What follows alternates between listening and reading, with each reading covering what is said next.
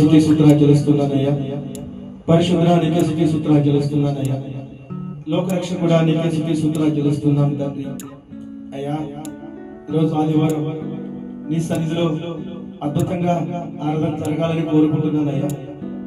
అవును తండ్రి, నువ్వే అధ్యక్షత వహించి న్యాయాధిపతి సక్రమంగా సజావుగా ఈ ఆరాధన జరిపించమని ఈ ఆరాధన చేతి కాపు చెప్పుకుంటున్నానయ్యా. కొల్లూరు గ్రామంలో ఉన్న ప్రతి బిడ్డతో ప్రతి కుటుంబంతో మాట్లాడమని కోరుకుంటున్నానయ్యా. ప్రతి బిడ్డని ప్రతి కుటుంబాన్ని దర్శించమని కోరుకుంటున్నాం. ప్రతి బిడ్డని ప్రతి కుటుంబాన్ని దేవుని సన్నిధికి నడిపించమని కోరుకుంటున్నాను. నీ సన్నిధికి నడిపించమని కోరుకుంటున్నానయ్యా. ప్రతి బిడ్డ ప్రతి కుటుంబం కూడా నీ సన్నిధిలో నిన్ను స్తుతించుకునే బిడ్డగా, నిన్ను ఆరాధించుకునే బిడ్డగా, నిన్ను ప్రార్థించుకునే బిడ్డగా, నిన్ను మహిమపరిచే బిడ్డగా, నిన్ను సంతోషపరిచే బిడ్డగా, నిన్ను ఆనందపరిచే బిడ్డగా ఉండాలని కోరుకుంటున్నానయ్యా. ప్రతి బిడ్డ ప్రతి కుటుంబం నీ రాకడానికి సిద్ధపడి నీ పరలోక రాజ్యానికి వారసులుగా ఉండాలని కోరుకుంటున్నానయ్యా. ఆ విధంగా నీ బిడ్డలందరినీ కూడా దేవుని సన్నిధికి నడిపించమని యేసుక్రీస్తు నామములో వేడుకుంటున్నాను ప్రభు. ఈ రోజు జరగబోయే ఆరాధనలో నువ్వే అధ్యక్షత వహించి న్యాయాధిపతి సక్రమంగా సజావుగా ఈ ఆరాధన జరిపించమని, పాటల ద్వారా మహిమ పొందాలని, ఆరాధనను గణపరచబడాలని, వాక్య సందేశంలో కూడా నీ బిడ్డని సిలువ చెడును మరుగున పరిచి నా నోటిని పురవనిగా వాడుకుని సూటిగా స్పష్టంగా నాతో మాతో నీ విలువైన మాటలు మాకు అందించమని యేసుక్రీస్తు నామములో అడుగుతున్నాను ప్రభు. ఎల్లప్పుడూ మాకు తోడుకోండి, అన్ని విషయాలను సహాయించి నీ నామానికి మహిమాగ్రత ప్రభావం పొందుకోమని యేసుక్రీస్తు నామములో ప్రార్థించి అడిగి వేడుకుంటున్నాను పరమ తండ్రి.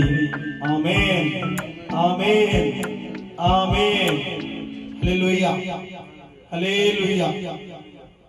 ఈ సమయంలో ఒక చక్కని పాట పాడుకుని దేవుని మహిమపరుద్దామండి.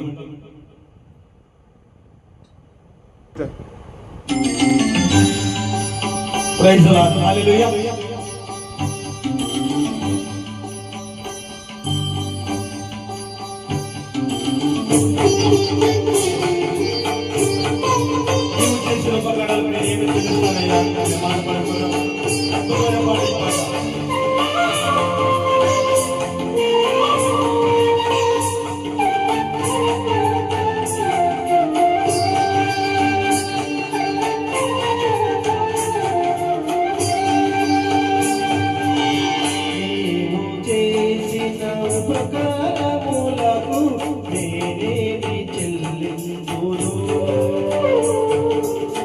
నీవు చేసిన ఉపకారములకు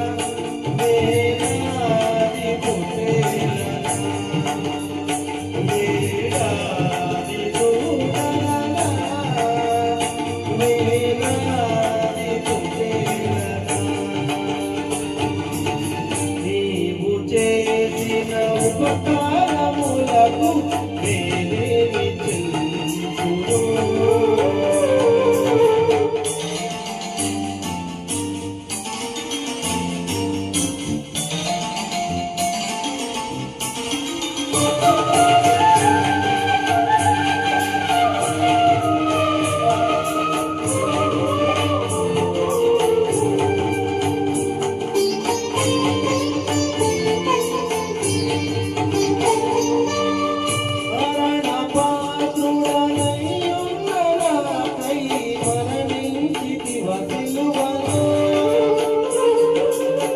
మరణ పాత్రుడనై ఉన్నవాడై మరణించితివ సిలువలో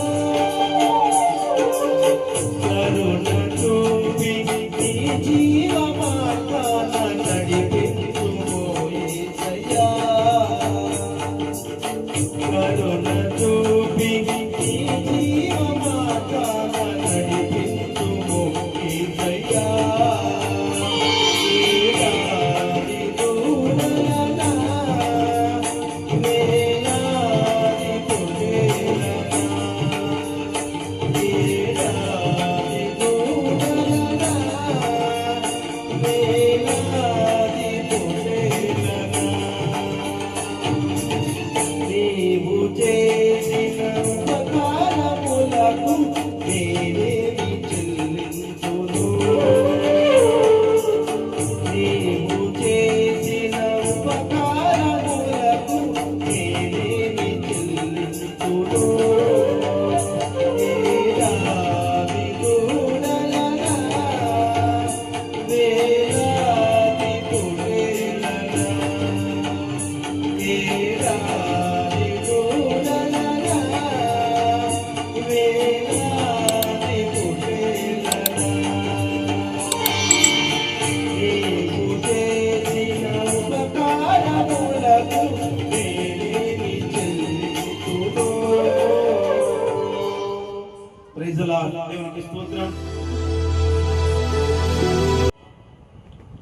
చూడండి ప్రేమల దేవుని బిడ్డలారా, ఈ పాట ఎంత గొప్ప పాట. ఆయన చేసిన ఉపకారాలకి మనం ఏం చెల్లిస్తామండి? ఏమన్నా చెల్లించగలమా? ఆయన ఇవ్వని మన దగ్గర ఏమైనా ఉన్నాయా? సర్వం ఆయన పెట్టి ఇచ్చినే కదా. ఓ భక్తుడు అంటున్నాడు, వేలాది పుట్టాడని ఏమన్నా, గర్భఫలం ఏమన్నా, నా జ్యేష్ఠ కుమారుడు ఏమన్నా, విస్తారమైన తైలం ఏమన్నా ఇవ్వగలవా? ఉందా నీ దగ్గర? ఇచ్చే మనసు నీ దగ్గర ఉందా? లేదు. కానీ మాట మాత్రం అంటాం. దేవుడు అంటున్నాడు కదా, ఒక పిచ్చోడా ఇవన్నీ నాకేముద్దురా, నాకు కావలసిన ఒకటి ఉంది, నీ హృదయం నాకు ఇవ్వరా అంటున్నాడు. నీ హృదయం నాకు ఇవ్వు, నా సన్నిధికి రారా, నా బిడ్డగా బ్రతకరా, అదే నువ్వు నాకు ఇచ్చే వరమురా అంటున్నాడు. అదే నువ్వు నాకు ఇచ్చే బహుమానం అంటున్నాడు. నా సన్నిధికి వచ్చి నన్ను తండ్రిగా దేవునికి అంగీకరించి నన్ను స్తుతించరా, నన్ను స్తుతించు, ఆరాధించు, ప్రార్థించరా, అది చాలా నాకు అంటున్నాడు. మరి మనమేమో, దేవా ఈ కదయ్యా నీకు వేలాది రోజులంతా విస్తార తైలం ఇస్తాను, గర్భఫలం నా జ్యేష్ఠ కుమారుని ఇస్తాను, ఇది మనం అంటున్నాం. ఆయన అడుగుతున్నది కాదు, నువ్వు ఇవ్వలేవు ప్లస్ నాకు కావాల్సిన ఒకటే, ఈ హృదయం కావాలంటున్నాడు. ఈ పాటలో ఉన్న అర్థం పరమార్థం అదే.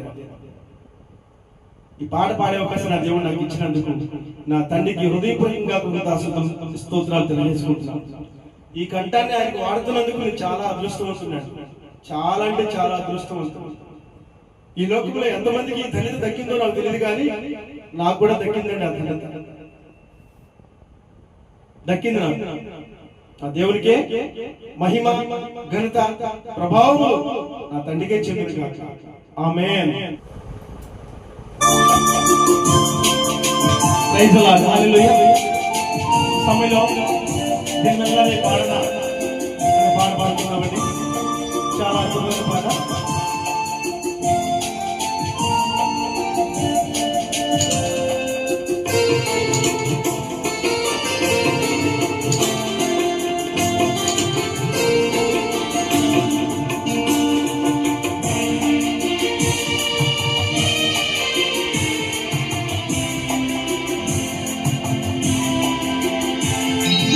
వల్లనే పాడినా కీర్తించినా నీ రుణము నీతి వలనా కొనియాడి గాడి నీ సాక్షిగా ఇలలో జీవితనా,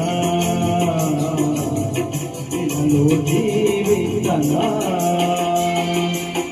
వల్లనే పాడినా కీర్తించినా నీ రుణము నీతి వలనా కొనియాడి పాడి నీ సాక్షిగానే ఇలాగో జీవించనా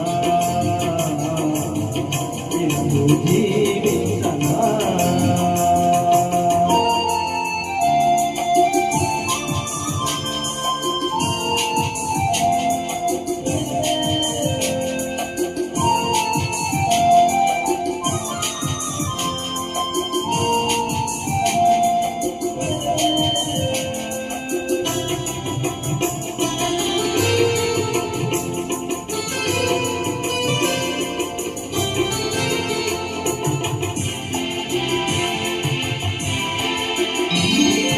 గాయపడిన సమయాన మంచి సమరయుడిలా నా గాయాలు కడిగిన దేవా ఆకలైన వేళలో ఆహారమిచ్చి నన్ను పోషించినావు దేవా గాయపడిన సమయాన మంచి సమరయుడిలా నా గాయాలు కడిగిన దేవా ఆకలైన వేళలో ఆహారమిచ్చి నన్ను పోషించినావు దేవా నిన్ను విడువను ఎడబాయననిదా నిన్ను విడువను ఎడబాయననిదా నా యేసయ్యా మెల్లనే పాడిన కీర్తించిన నీవు నమ్మునే సగలనా కొనియాడి పాడి నీ సాక్షిగానే ఇలాగో జీవించనా ఇలాగో జీవించనా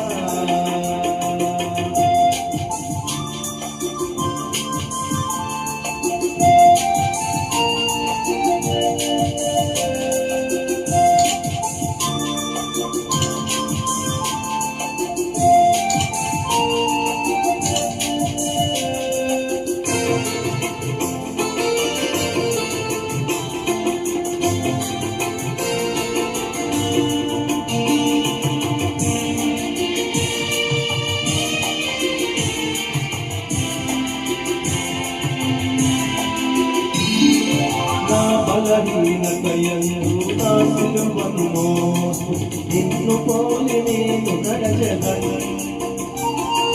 వెనుకున్నది మరచి ముందున్న వాటికై సహనముతో పరుగెత్తెదను నా బలహీనతయందు నా సిలువను మోసు నిన్ను పోలి నేను నడచెదను వెనుకున్నది మరచి ముందున్న వాటికై సహనముతో పరుగెత్తెదను ఉన్నత పిలుపునకు కలుగు బహుమానము ఉన్నత పిలుపునకు కలుగు బహుమానము నేను పొందాలని మెల్లనే పాడిన కీర్తించిన నీవు నమ్మునే సకలనా కొనియాడి పాడి నీ సాక్షిగానే ఇలాగో జీవించనా ఇలాగో జీవించనా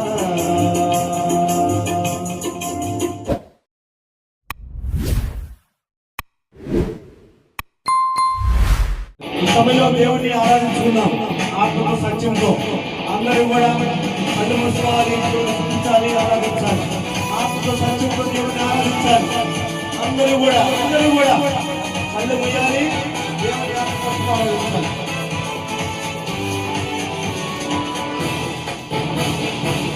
మహిమ ఘనతకు ఆరుడవు నీవే నా దైవము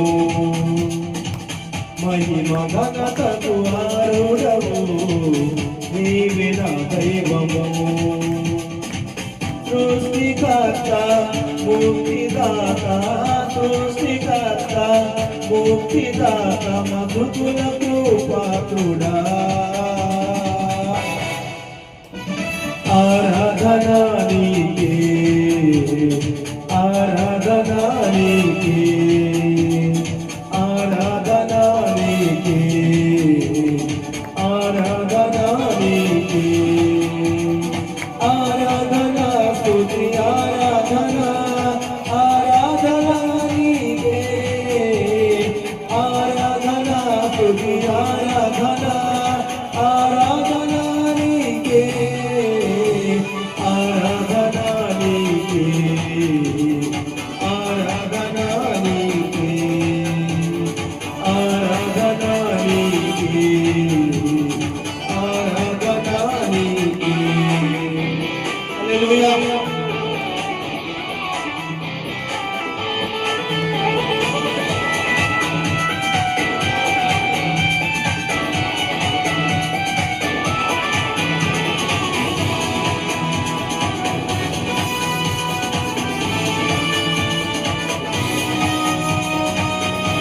దేవునికి స్తోత్రం.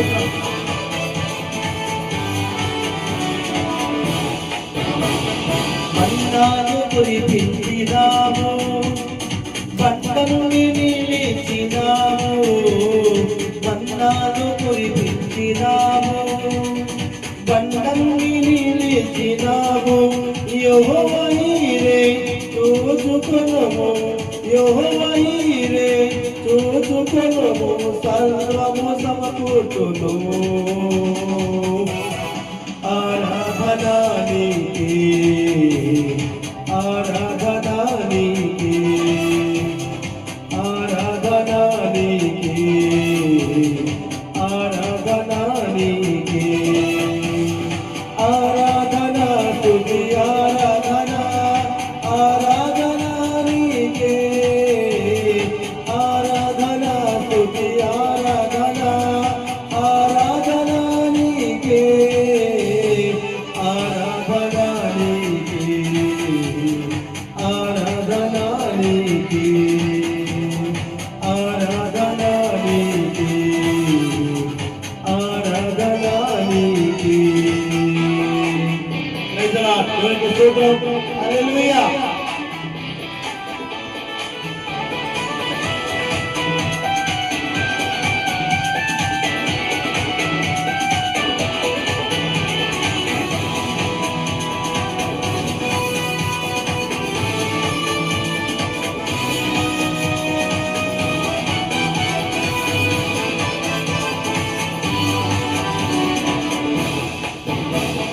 వ్యాధులను తొలగించినాము, మృతులను మరి లేపినాము. వ్యాధులను తొలగించినాము, మృతులను మరి లేపినాము. యెహోవా రాఫా స్వస్థపరుచును, యెహోవా రాఫా స్వస్థపరుచును, నన్ను స్వస్థపరుచును. ఆరాధన నీకే, ఆరాధన నీకే, ఆరాధన నీకే, ఆరాధన నీకే. మహిమ ఘనతకు ఆరుడవు, నీవే నా దైవము. మహిమ ఘనతకు ఆరుడవు, నీవే నా దైవము. సృష్టికర్త ముక్తిదాత, సృష్టికర్త ముక్తిదాత, మధుతులకు పాత్రుడా. ఆరాధన నీకే, ఆరాధన నీకే, ఆరాధన నీకే, ఆరాధన నీకే. ఆరాధన స్తుతి ఆరాధన, ఆరాధన నీకే. ఆరాధన స్తుతి ఆరాధన, ఆరాధన నీకే. ఆరాధన నీకే, ఆరాధన నీకే, ఆరాధన నీకే, ఆరాధన నీకే. Praise the Lord. దేవునికి స్తోత్రం. హల్లెలూయా. కూర్చుందాం మనం.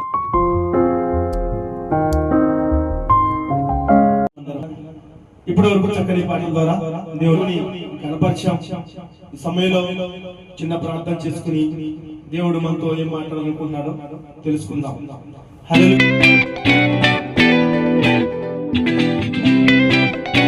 పరిశుద్ధ ప్రేమ కలిగిన మా తండ్రి, కృపా కనికరమ గల దేవా, లోక రక్షకుడా, లోకాన్ని సృష్టించిన నా గొప్ప తండ్రి, మా అందరి ప్రాణదాత, మా పరలోకపు తండ్రి, నాన్న యెహోవా తండ్రి, మీకే కోట్లాది వందనాలు, కోట్లాది స్తుతులు సూత్రాలు మనసారా చెల్లించుకుంటున్నానయ్యా. నిత్యం స్తుతించగల గొప్ప దేవ, స్తుతులకు పాత్రుడైన మా తండ్రి, మా ఆరాధనకి గుడివైన మా ప్రభువా, మమ్మల్ని, మా బిడ్డల్ని, మా కుటుంబాన్ని కాపాడాలని, రక్షించాలని, పాపభారం నిపించాలని తండ్రి మధ్య ఆజ్ఞాపించాడు. తండ్రి మాట జవదాడకుండా దేవుని భూమికి దిగి వచ్చిన నా గొప్ప తండ్రికి కోట్లాది వందనాలు, కోట్లాది స్తుతులు సూత్రాలు మనసారా చెల్లించుకుంటాను తండ్రి. దేవా, ఇప్పటి వరకు నీ సన్నిధిలో అద్భుతంగా పాటల ద్వారా మహిమ పొందావు, ఆరాధన ద్వారా కనపరచబడ్డావు. మరి వాక్య సందులోకి వెళ్ళబోతుండగా నీ బిడ్డ బలహీనుడు, బలవలేని వాడు, అయోగ్యుడు, తెలివిలేని వాడు, తొలుతొక్కువాడు అయినా కూడా ఇప్పుడు నేను ఎన్నుకున్నావు, దీవించావు, ఆస్వాదించి అభిషేకించి నీ సన్నిధిలో నిలబెట్టుకున్నావు. అందరూ బట్టి హృదయపూర్వకంగా కృతజ్ఞతాస్తుతులు స్తోత్రాలు మనసారా చెల్లించుకుంటున్నానయ్యా. ఈ సమయంలో నీ బిడ్డని నీ సిలువను మరుగునపరిచి నా నోటిని బురదలుగా వాడుకొని సూటిగా స్పష్టంగా నీ అమూల్యమైన మాటలు నాకు అందరికీ కూడా అందించమని యేసుక్రీస్తు నామములో ప్రార్థించి అడిగి వేడుకుంటున్నాను పరమ తండ్రి. ఆమేన్, ఆమేన్.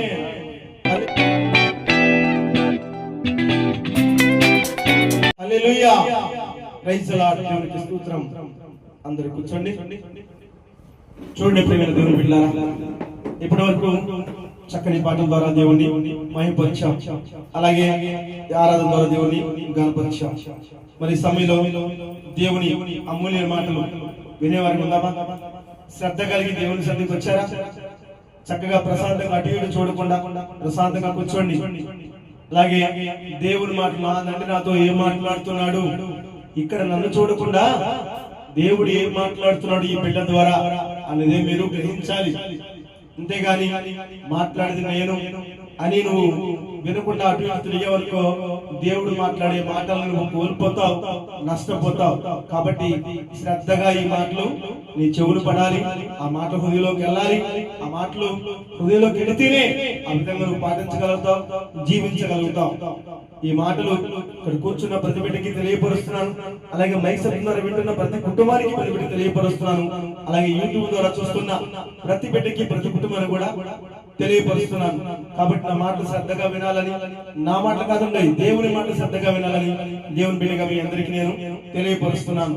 ప్రతి ఒక్కరు కూడా నేను చూడకుండా శ్రద్ధగా నీ మాటలు వినాలని మరొకసారి నేను తెలియపరుస్తున్నాను.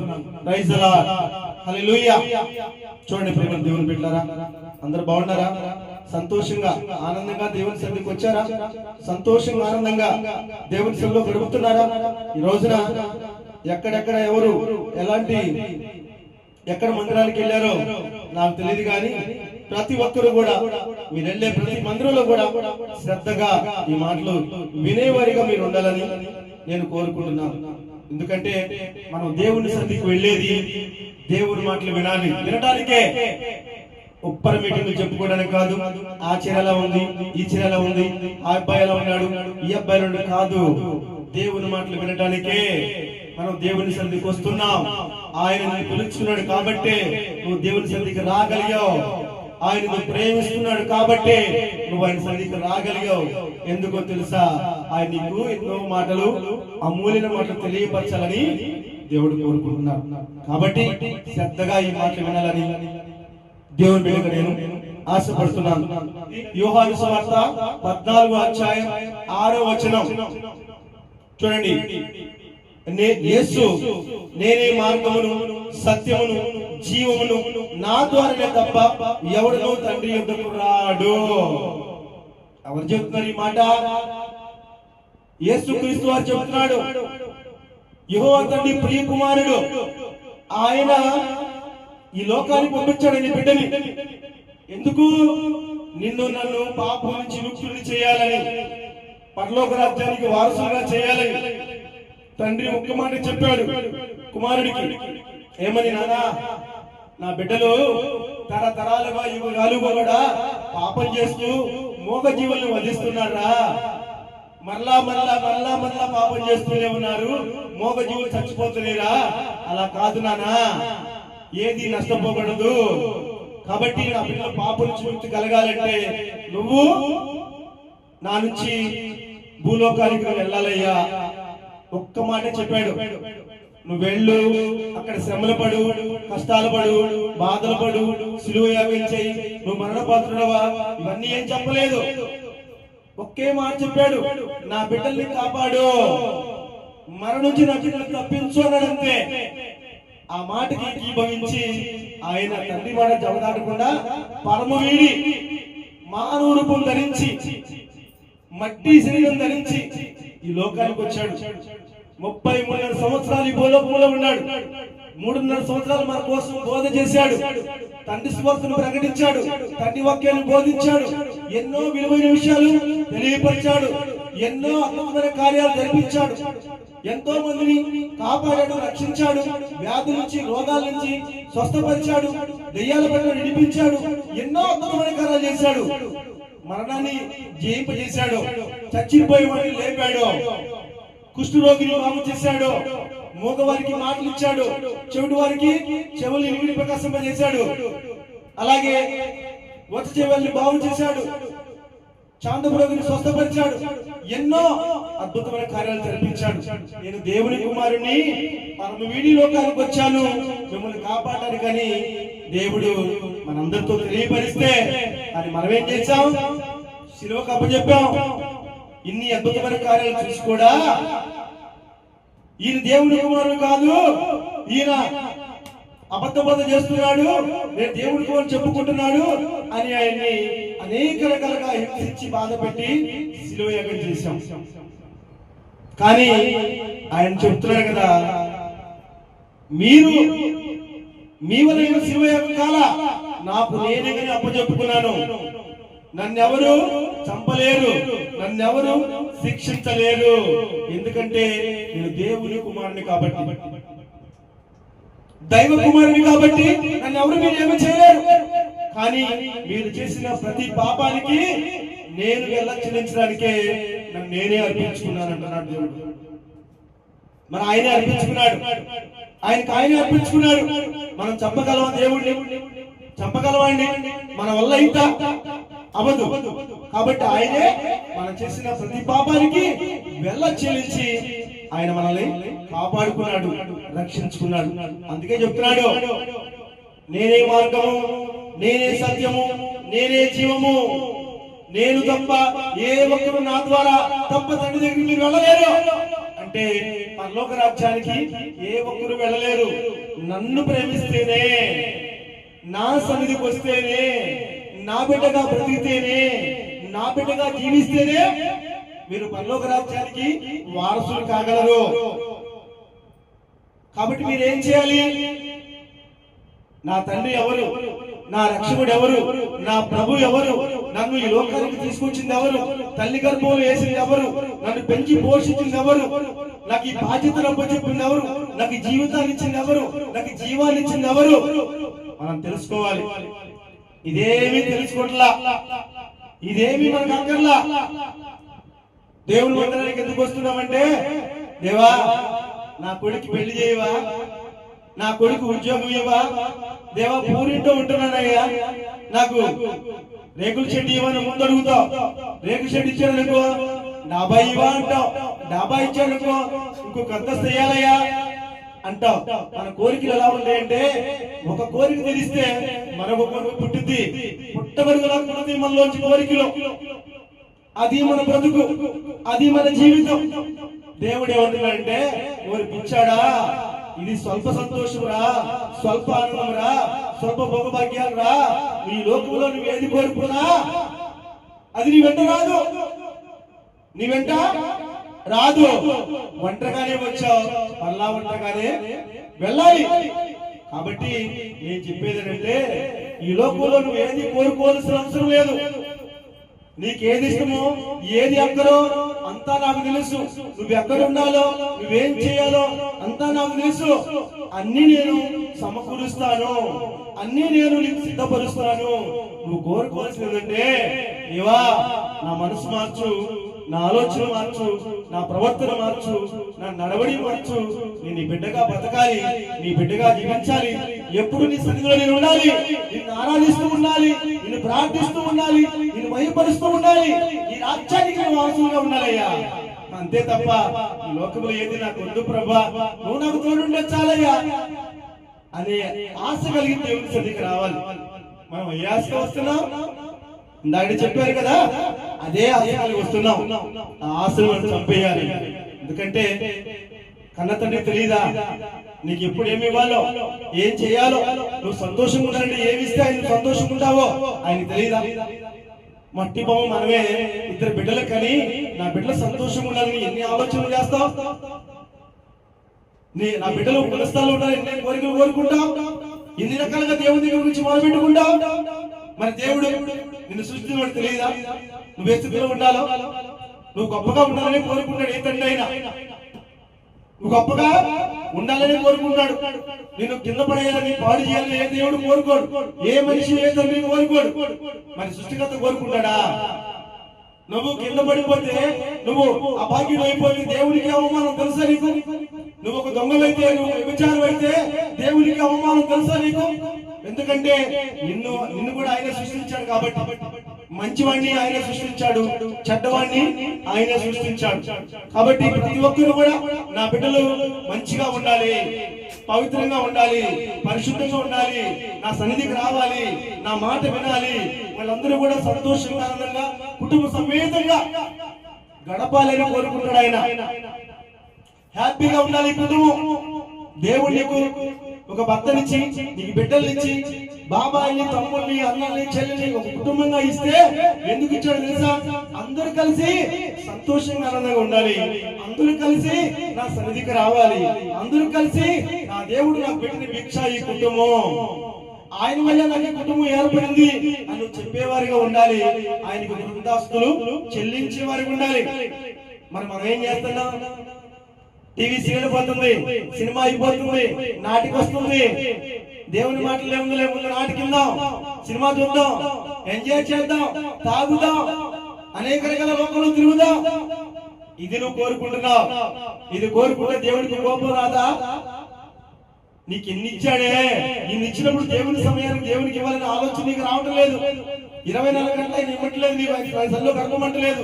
నాకు ఒక గంట సమయం ఇవ్వా అడుకుంటున్నాడండి మనల్ని. ఒక గంట సమయం నాకు ఇవ్వరా? 24 గంటల సమయం నీకు ఇచ్చాను కదా, ఒక గంట సమయం నాకు ఇవ్వరా? నా సన్నిధిలో గడపడానికి సంతోషపడుతాను అంటున్నాడు. మరి మనం ఊరుకోయ్యా, ఊరుకో. గంట సమయం ఎక్కడ ఉంది? ఎక్కడ ఖాళీ ఉంది? పని చేయాలా? డబ్బు సంపాదించాలా? తెచ్చుకోవాలా? తినాలా? అనుభవించాలా? సినిమా చూడాలా? సీరియల్ చూడాలా? కథలు వినాలా? ఉప్పర్ మీటింగ్ చేయాలా? బలాదులు తిరగాలా? ఎవడో ఒకరు మోసం చేసి డబ్బు సంపాదించాలా? ఇంకెక్కడ ఖాళీ ఉన్నాయా? మా బతుకు మేము బతకాలి కదా, మా కుటుంబాన్ని పోషించుకోవాలి కదా. ఇవన్నీ చేయకపోతే మా కుటుంబం పోషించబడుతుందా?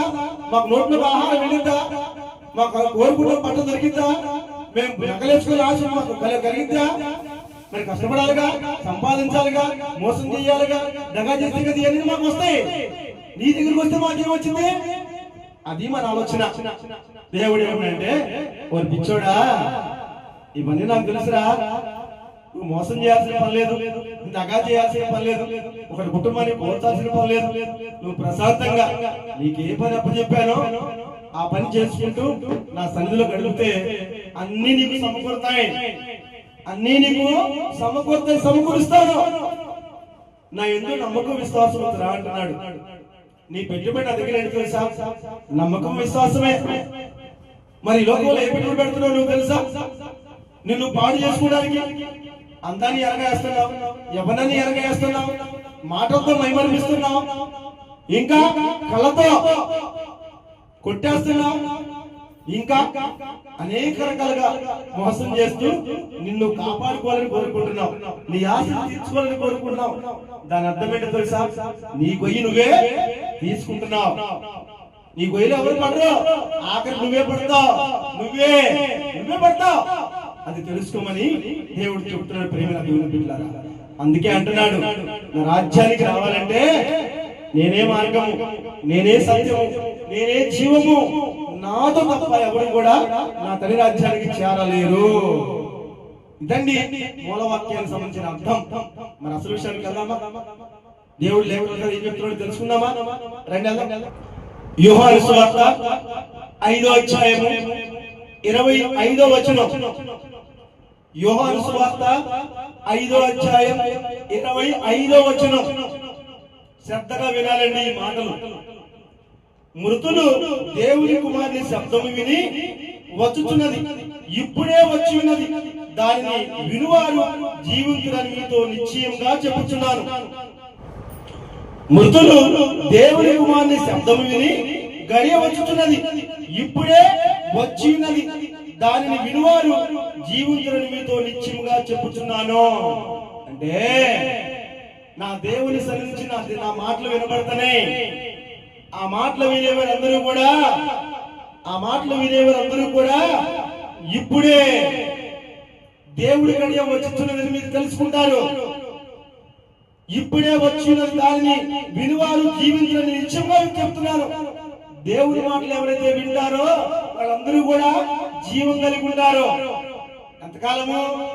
70 ఏళ్ళ, 80 ఏళ్ళ కాదండి, తరతరాలు యుగాలు కూడా సజీవులకు మీరుంటారు.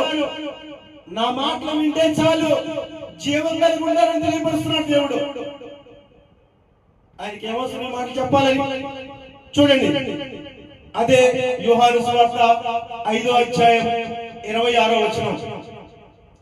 తండ్రి ఎలాగూ తనంతట తానే జీవము గలవాడై ఉన్నాడో అలాగే కుమారుడు తనంతట తానే జీవము గలవాడై ఉంటకు కుమారునికి అధికారం అనుగ్రహించును.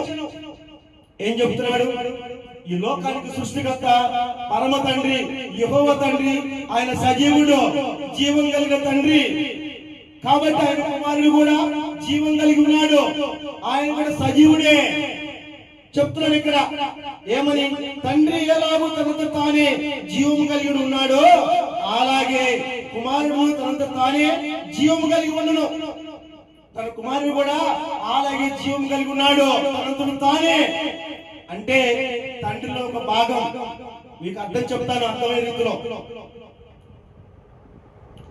కుమారుడికి అధికారం అనుగ్రహించను. కుమారుడికి అధికారం ఇచ్చాడు.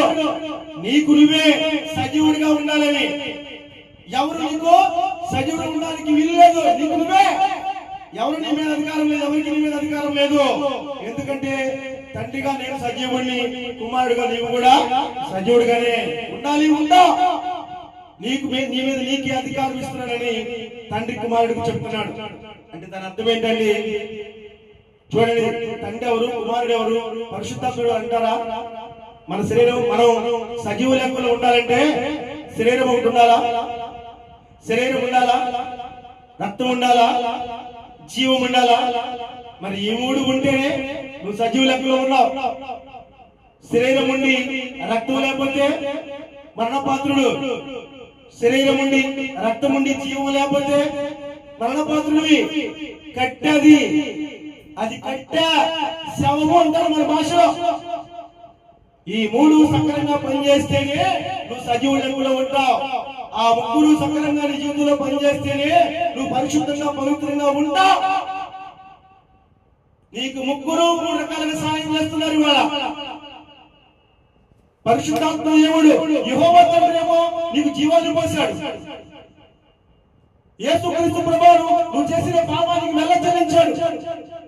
పరిశుద్ధాత్మ దేవుడు ఉన్నాడే అనుక్షణం నీకు తోడుగా ఉండి ఎన్నో విషయాలు నీకు తెలియపరుస్తున్నాడు. చెడు మార్గాల నుంచి విడిపించడానికి, పాపం నుంచి విడిపించడానికి శత విధాలా పోరాడుతున్నాడు నీతో. నువ్వేమో ఆయన మాట వినటలా, ఆయన చెప్పినట్టు నువ్వు చేయటలా. అందుకని ఈ రోజు నీ బతుకు నా బతుకు ఎలా ఉంది? ఎవరైతే దేవుని మాట వింటారో, జీవంగా దేవుని మాటలు విని ఆలకిస్తారో, ఆ మాటలు తీసుకుంటారో వాళ్ళు కూడా సజీవ లెక్కలో ఉంటారు అని చెప్పకనే చెబుతున్నాడు ఈ మాట ద్వారా. నువ్వు సజీవ లెక్కలో ఉండాలంటే జీవంగా తండ్రి మాట నువ్వు వినాలి. జీవంగా తండ్రి మాట మీరు వినాలి. అప్పుడు నువ్వు సజీవ లెక్కలో ఉంటావని దేవుడు లేఖల ద్వారా తెలియపరుస్తున్నాడు. ప్రేమ దేవుని బిడ్డలారా చూడండి, అదే యోహాను సువార్త 5వ అధ్యాయం 27వ వచనం. 27వ వచనం. మరియు ఆయన మనుష్య కుమారుడు కనుక తీర్పు తీర్చుటకు అధికారం అనుగ్రహించెను.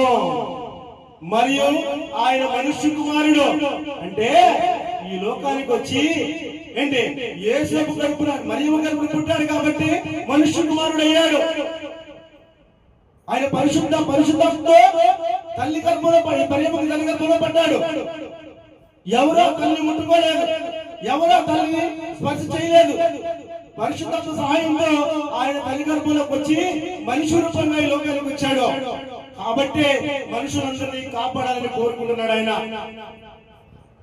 మిమ్మల్ని అందరినీ మనందరినీ కూడా ఆయన ద్వారా ఆయన రాజ్యానికి తీసుకెళ్ళాలని, తండ్రి రాజ్యానికి తీసుకెళ్ళాలని కోరుకుంటున్నాడు.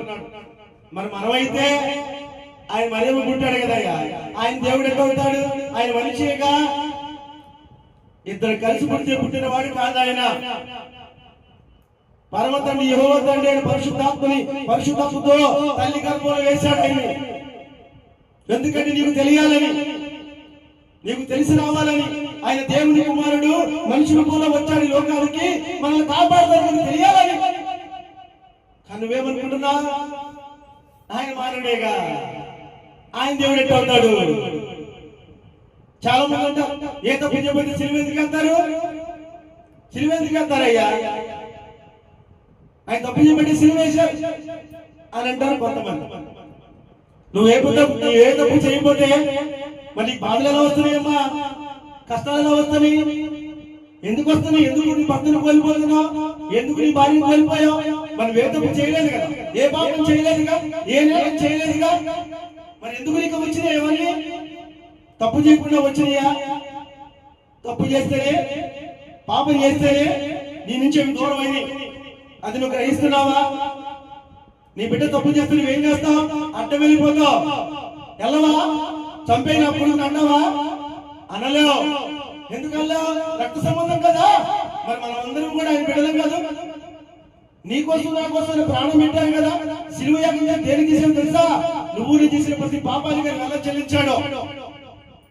నువ్వు నీ చేసిన ప్రతి పాపానికి ఏదో పనికి ఆయన వెల చెల్లించాడు. నువ్వు ఈ చేతితో ఎన్నో పాపాలు చేస్తున్నావు, ఈ నోటితో ఎన్నో రకాలుగా చెడు మాటలు మాట్లాడుతున్నావు, ఇదిగో తలిచిన కాళ్ళతో ఎన్నో రకాలుగా చెడు అలవాట్లకు బానిసైపోతున్నావు, అనేక రకాల శరీరంతో అనేక రకాలుగా చెడు పనులకి, చెడు వ్యసనాలకి, చెడు అలవాట్లకి బానిసలైపోతున్నావు.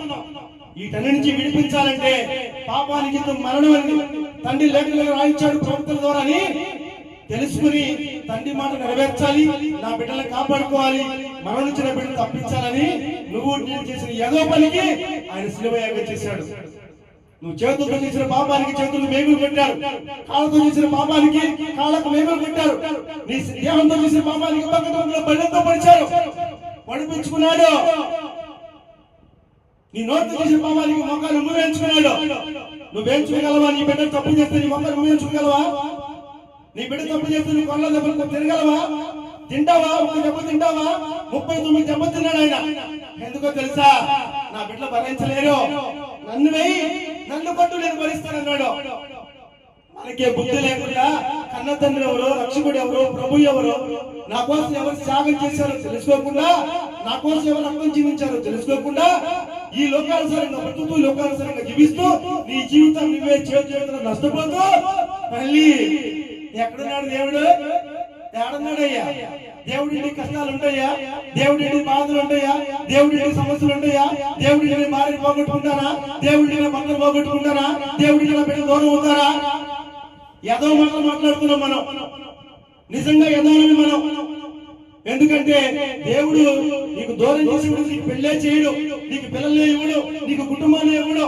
ఎందుకు ఇస్తాడు? ఎందుకు ఇస్తాడు చెప్పు? నీ శత్రువు నిన్ను మోసం చేయాలంటే నీకు మేలు చేస్తాడా? చేయడు, ఈడే చేస్తాడు నీకు.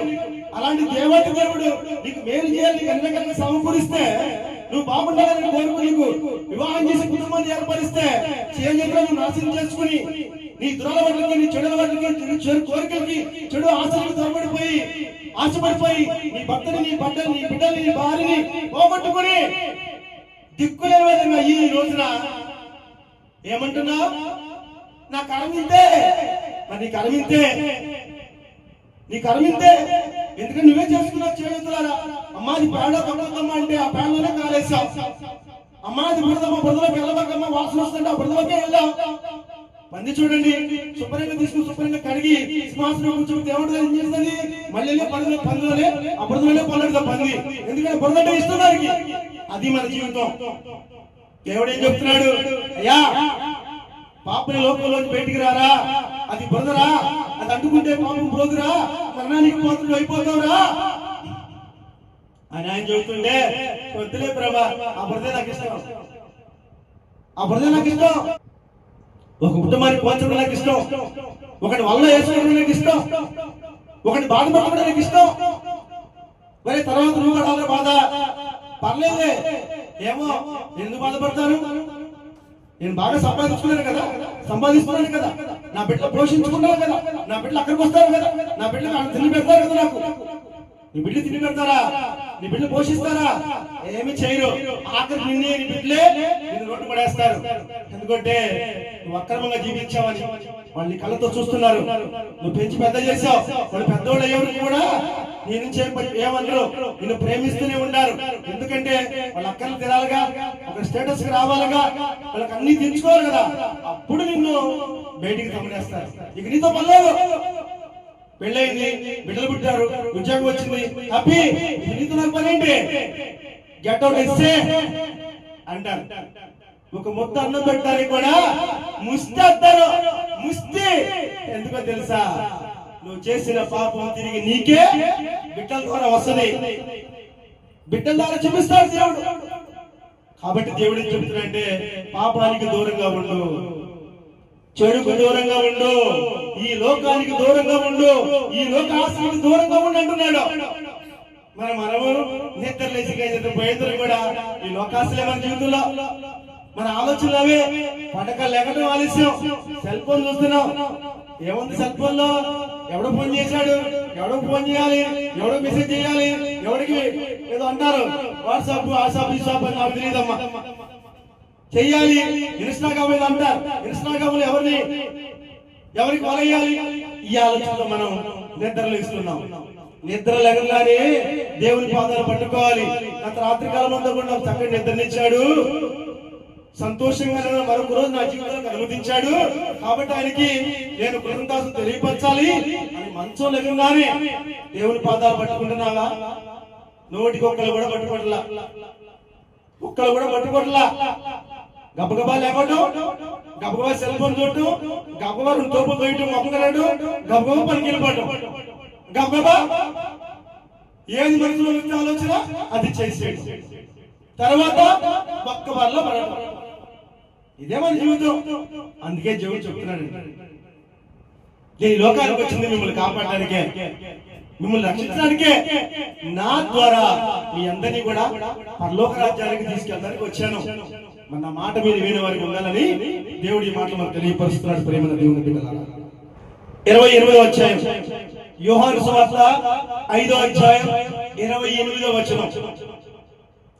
దీనికి ఆశ్చర్యపడకుడి, ఒక కాలము వచ్చుచున్నది, ఆ కాలమున సమాధుల్లో ఉన్న వారందరూ ఆయన శబ్దం విని 29వ వచనం, మేలు చేసిన వారు జీవ పునరుద్ధానమునకును, కీడు చేసిన వారు తీర్పు పునరుద్ధానమునకును బయటకు వచ్చెదరు. ఒక కాలం వస్తుంది. ఏ కాలం? ఆయన రాబోయే కాలం. సమయం ఆసనమైపోయింది, ఎక్కువ సమయం లేదు, కొద్ది సమయం ఉందని దేవుడు ప్రకటన ద్వారా తెలియపరుస్తున్నాడు. సమయం అయిపోయింది మిత్రమా, కొద్ది రోజులే ఉన్నాయి.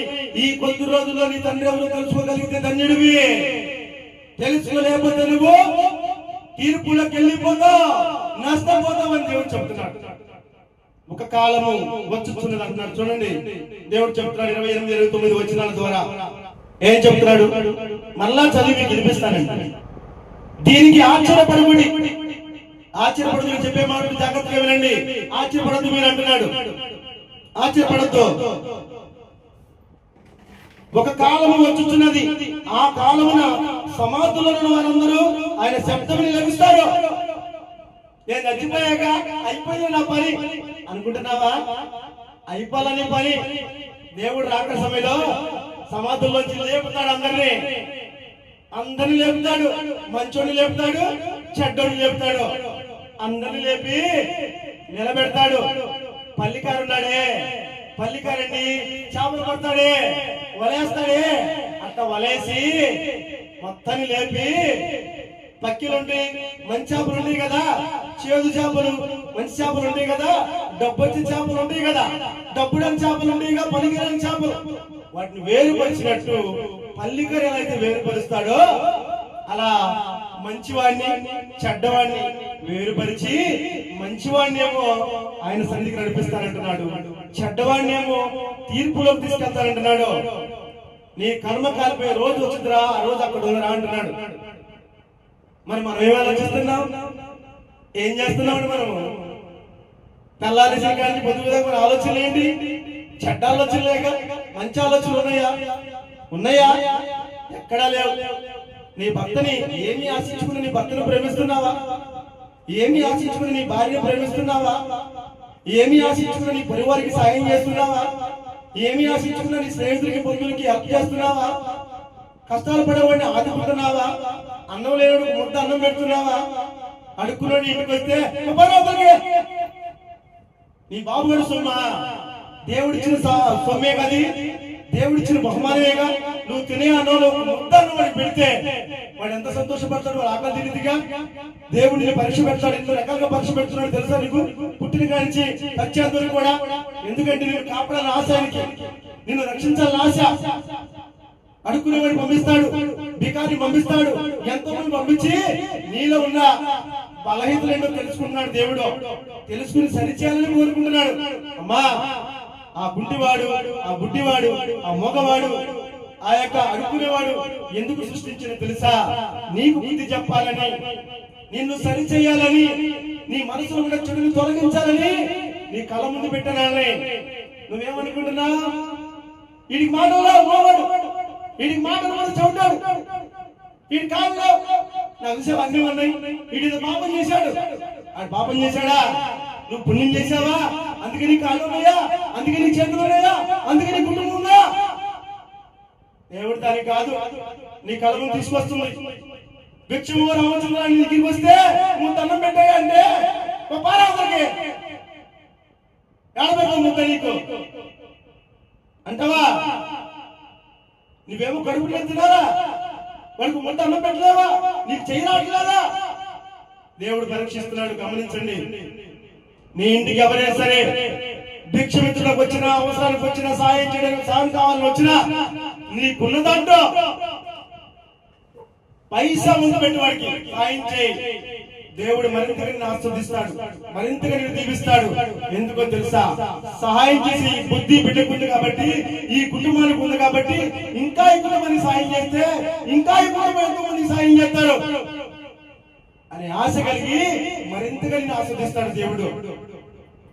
నువ్వున్న దానిని, దేవుడిచ్చిన అవకాశాన్ని సద్వినియోగం చేసుకుని దుర్యోగం చేసుకునేవనుకో, నీకు అంతతో నీ కన్ను కాలిపోయినట్టే. నువ్వు ఎదగలేవు, జీవితంలో నువ్వు ఎదగలేవు, ఏ విధంగా నువ్వు పైకి రాలేవు. ఎందుకంటే వీడికి ఎంతగానో ఆస్వాదించాలి, వీడి ఎంగిలి చేతులు కూడా విధించట్లేదే, వీడికి ఇది నేను సాయం చేయాలి, ఈ చేసింది ఎక్కువ అని ఎప్పటికీ సాయం చేయడు. దేవుడు చెబుతున్నాడు, నీ గుప్పిళ్ళు ఇప్పావనుకో నేను గుప్పిళ్ళు నింపుతానంటున్నాడు. నీ గుప్పిళ్ళు ఖాళీ లేకపోతే నేను ఎలా నింపుతున్నా అంటున్నాడు దేవుడు.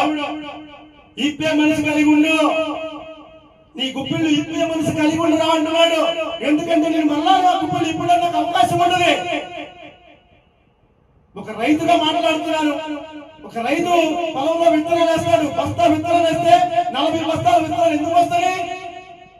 దేవుడు ఆస్వాదించాడు కాబట్టి. నువ్వు ఆ బస్తా విత్తనాలు పొలంలో వేయకపోతే 40 బస్తాలు వస్తాయా? రావు. ఆ పొలం ఎండిపోద్ది, నీ కడుపు కాలిపోద్ది. అది దేవుడు ఆశీర్వాదం. మరి నువ్వేమో 40 బస్తాలు పడింది, బ్రహ్మాండం, అబ్బో నా కుటుంబానికి ఎక్కువ ఉండదు. బంగారం కొన్నావా, పొలం కొన్నావా, ఇల్లు కొన్నావా, డాబా వేద్దామా, ఈ ఆలోచనలో బతుకుతున్నావు నువ్వు. దేవుడేమో నా బిడ్డకి సమృద్ధిగా పండించాను కదా, పేదవాడికి ఒక గుప్పిడి మెతుకులు పెడతాడేమో, ఒక గుప్పిడి గింజలు ఇస్తాడేమో అని ఆయన కోరుకుంటున్నాడు. కానీ నువ్వేమో అబ్బే ఎంగిలి మెతుకులు కూడా ఇచ్చే స్థితి నీకు లేదు. దాని కారణం లోబుద్ధి, నీలో లోబుద్ధితో బతుకుతున్నావు, దానివల్ల నువ్వే నష్టపోతావు. జాగ్రత్త అంటున్నాడు దేవుడు. అందుకే ఈ మాట చెప్తున్నాడు, నా రాకడ సమయం ఆసన్నమైంది, నేను వస్తున్నాను, మృతుల నుంచి సమాజం లేపుతాను. నిన్నే విడిచిపెట్టేవాడి కాదు. నేను వెళ్ళిపోయాక, నేను చచ్చిపోయాక నేను 40 సంవత్సరాలు లేదు అనుకుంటావా? నేను వచ్చి లేపుతానయ్యా. నిద్ర లేపుతావు, నిద్రపోతావే, మీ నాన్న చిన్న లేపుతానే పనులు రాడాలి. నేను లేపుతా వచ్చి మొత్తం సంవత్సరం నుంచి లెగవాలి, లెగుస్తాను. నా బిడ్డలు నేను పక్కన తీసుకుంటాను, నాకు వ్యతిరేక బిడ్డల్ని నిత్యానికి అప్పు చెబుతాను తీర్పులో. నీ బతుకంతా టీవీ స్క్రీన్ చూపిస్తాను అక్కడ. చెప్తున్నాడు ఈ మాట, నేను కాదుగా అండి, లేఖల ద్వారా మాట్లాడుతున్నాడు దేవుడు. చూడండి ప్రేమ దేవుని బిడ్డలారా. అలాగే యోహాను సువార్త 6వ అధ్యాయం 57వ వచనం. యోహాను సువార్త 6వ అధ్యాయం 57వ వచనం. జీవము గల తండ్రి నన్ను పంపెను కనుక నేను తండ్రి మూలముగా జీవించున్నట్టే నన్ను తినువాడును నా మూలముగా జీవించును. జీవం గల తండ్రి అంటే పరమ తండ్రి యెహోవా నన్ను పంపించాడు ఈ లోకానికి. కాబట్టి నేను జీవం గల బిడ్డనయ్యాను. చూడు చెప్తున్నాడు ఇక్కడ, జీవం గల తండ్రి నన్ను పంపిన కనుక తండ్రి మూలంగా నేను జీవించినట్టే నా తండ్రి మూలంగా నా తండ్రి సజీవుడు కాబట్టి నేను కూడా సజీవుడు ఉన్నట్టే నన్ను ఎవరైతే ప్రేమిస్తారో, నన్ను ఎవరైతే వెంబడిస్తారో, నా సన్నిధికి ఎవరైతే వస్తారో, ఎవరైతే తండ్రిగా అంగీకరిస్తారో వాళ్ళు కూడా సజీవులలో ఉంటారు అని చెప్తున్నాడు. మనం ఎవరిని ప్రేమిస్తున్నావు? జీవం గల తండ్రిని ప్రేమిస్తున్నావా? లేకపోతే ఎవరిని ప్రేమిస్తున్నావు? సృష్టిని ప్రేమిస్తున్నావు. నువ్వు సృష్టికర్తను ప్రేమించట్లా, సృష్టిని ప్రేమిస్తున్నావు. ఎందుకంటే ఇవన్నీ నాకు కావాలి. సృష్టికర్తను ప్రేమించు, ఇవన్నీ నీ కాళ్ళ ముందు ఉంటాయి అంటున్నాడు దేవుడు. సృష్టికర్తను ప్రేమించు, వీటిని సృష్టించాడే ఆయన్ని ప్రేమించంటున్నాడు. నీ భాషలో చెప్పనా? కన్న తల్లిదండ్రులను ప్రేమించు, ఎందుకంటే కనీ పెంచి పెద్ద చేసేవాడు వాళ్ళే. అంతేగాని నా బాబాయ్ ఉన్నాడు, నా తమ్ముడు ఉన్నాడు, నా చుట్టాలు ఉన్నారు, వాళ్ళు ప్రేమించొద్దు. వాళ్ళు ప్రేమిస్తే నీకేం కాదు, నీకేం చేయలేరు వాళ్ళు. కన్న తండ్రి ఏదైనా చేయగలడు. నిన్ను కన్న తండ్రి ఏదైనా చేయగలడు. నీకు ఆపద వచ్చినా, ప్రమాదం వచ్చినా, ఏదొచ్చినా ఆదుకోగలడు, నిన్ను కాపాడగలడు, నిన్ను రక్షించగలడు. అవసరం ప్రాణం తాగడం బట్టి నిన్ను పోషించగలడు, నిన్ను రక్షించగలడు. అదే జీవం గల తండ్రి చెబుతున్నాడు. నేను జీవం గలవాడిని. నా మాటలు ఎవరైతే వింటారో, నా సన్నిధికి ఎవరైతే వస్తారో, నన్ను ఎవరైతే తండ్రిగా అంగీకరిస్తారో వాళ్ళు కూడా సజీవులు ఎక్కడ ఉంటారో. రేపొద్దున్న నాగర సమయంలో లేవనెత్తబడతారు, నాతో పాటు తండ్రి దగ్గరికి వస్తారంటున్నాడు. వింటున్నారా ప్రేమ దేవుని బిడ్డలారా? ఈ మాటలు ఎంత విలువైనయో తెలుసా? ఎంత మూల్యమైనో తెలుసా? కొన్ని కోట్ల రూపాయలు నీకున్నా కూడా సంతోషం రాదు. కొన్ని కోట్ల రూపాయలు నీకు ఉన్నా కూడా ఈ ఆనందం రాదు. నిజం ఇది, నిజం, నిర్భయం ఇది. నిజంగా చెప్తున్నాడు దేవుడు. జీవం గల తండ్రి నేను, నాతో నువ్వు సహవాసం చేయి. నాలుగు కూడా సజీవుల లెక్కలో సంతోషంగా, ఆనందంగా ఈ లోక సంతోషాన్ని, పరలోక సంతోషాన్ని పొందుకుంటామంటున్నాడు దేవుడు. Praise the Lord. దేవునికి స్తోత్రం. హల్లెలూయా. చూడండి ప్రేమ దేవుని బిడ్డలారా. అలాగే అదే యోహాను సువార్త 6వ అధ్యాయం 58వ వచనం. యోహాను సువార్త 6వ అధ్యాయం 58వ వచనం.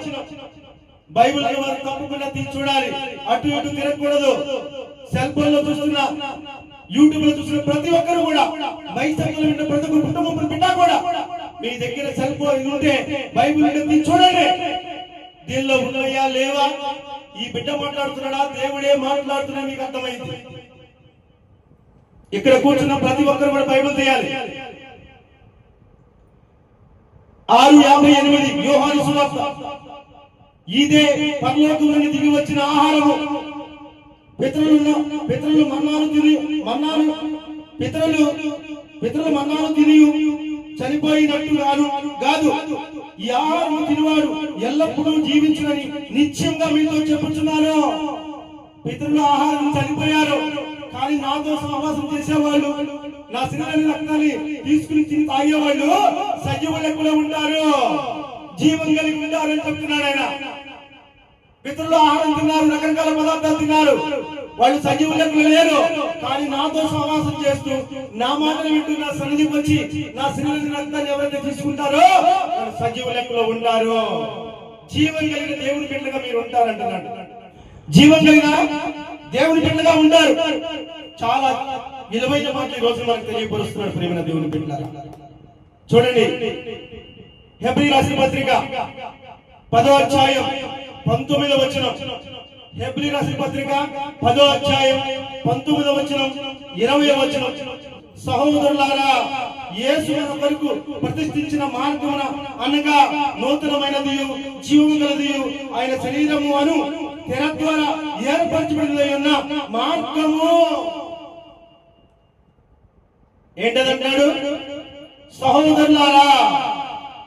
ఎవరు చెప్తున్నాడు? పౌలు గారు చెప్తున్నాడు. ఇక్కడ ప్రవక్త ఆయన ఏం చెప్తున్నాడు? సహోదరులారా, యేసు మన కొరకు ప్రతిష్ఠించిన మార్గం, దేవాది దేవుడు ఆయన కుమారుని లోకానికి పంపించాడే, ఆ కుమారుడు మనకు మార్గం వేస్తున్నాడు. ఎక్కడికి? పరలోక రాజ్యానికి. ఆయన వల్లే మనం అక్కడికి వెళ్ళగలం. అక్కడికి వెళ్ళాలని ఆలోచన మనకు రావాలంటే ఆయన సన్నిధికి వెళ్ళాలి.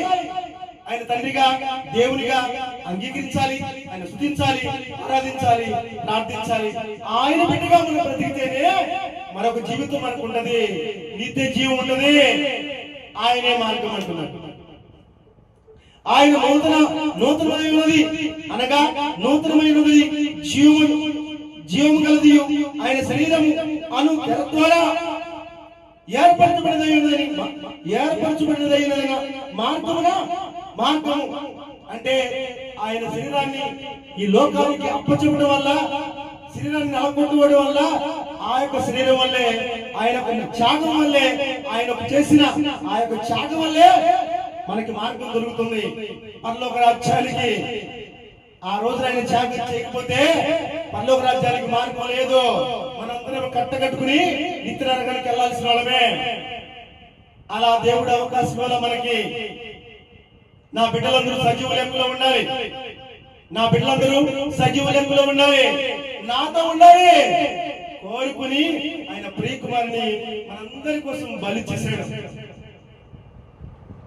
నీ సుఖ సంతోషాల కోసం నీ బిడ్డలు బలి ఇవ్వగలవా? ఇస్తావా? ఇచ్చే తల్లులు ఉన్నారులేండి, ఇచ్చే తల్లులు కూడా ఉన్నారు. లేరంటే వాళ్ళు ప్రపంచంలో ఉన్నారు. ఎప్పుడంటే పోతే నాకే, నేను బాగుండాలి, నేను సుఖంగా ఉండాలి, నేను సంతోషంగా ఉండాలి. కానీ దేవుడు నాడే సృష్టికర్త పరమ తండ్రి, యెహోవా తండ్రి, నేను నా బిడ్డలు సృష్టించి లోకానికి పంపించాను. నా బిడ్డలు పాపానికి లోనైపోయారు, అగ్నిగులు పాలైపోతారు, రేపు నాకు దూరం అయిపోతారు శాశ్వతంగా.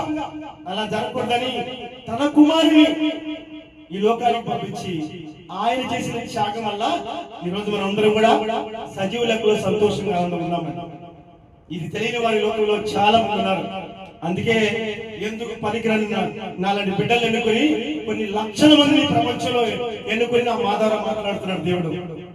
దేవుడు వచ్చి నీ సహాయం చేయడం, దేవుడు వచ్చి నీకు ఉపకారం చేయడు, దేవుడు వచ్చి నీకు పెళ్లి చేయడు. ఒక వ్యక్తిని ఎన్నుకుంటాడు, ఆ వ్యక్తి ద్వారా నీకు అన్ని చదివిస్తాడు. నీకే అక్కడ వచ్చినా దానికి సంబంధించిన వ్యక్తిని ఎన్నుకుని నీ దగ్గరికి పంపించే నీకు సాయం చేస్తాడు. అలాగే నిన్ను బాగు చేయాలని, నిన్ను కాపాడాలని, నిన్ను రక్షించాలని, నిన్ను పరలోక రాజ్యానికి చేర్చాలని, పాపం నుంచి విడిపించాలని ఎందుకు పనికరని ఈ బిడ్డలు ఎన్నుకుని దేవుడు మా ద్వారా మీతో మాట్లాడుతున్నాడు. చాలా మీరు అలసి తీసుకుంటున్నారు సేవకుల్ని, ప్రవక్తల్ని. మళ్ళాంటి మానవులే కాదు, మీలాంటి మానవులనే మేము కూడా కాదంటలేదు. కానీ మమ్మల్ని వేరుపరిచాడు, మీ నుంచి వేరుపరిచి పరిశుద్ధపరిచాడు, పవిత్రపరిచాడు, మమ్మల్ని పరిశుద్ధపరిచాడు.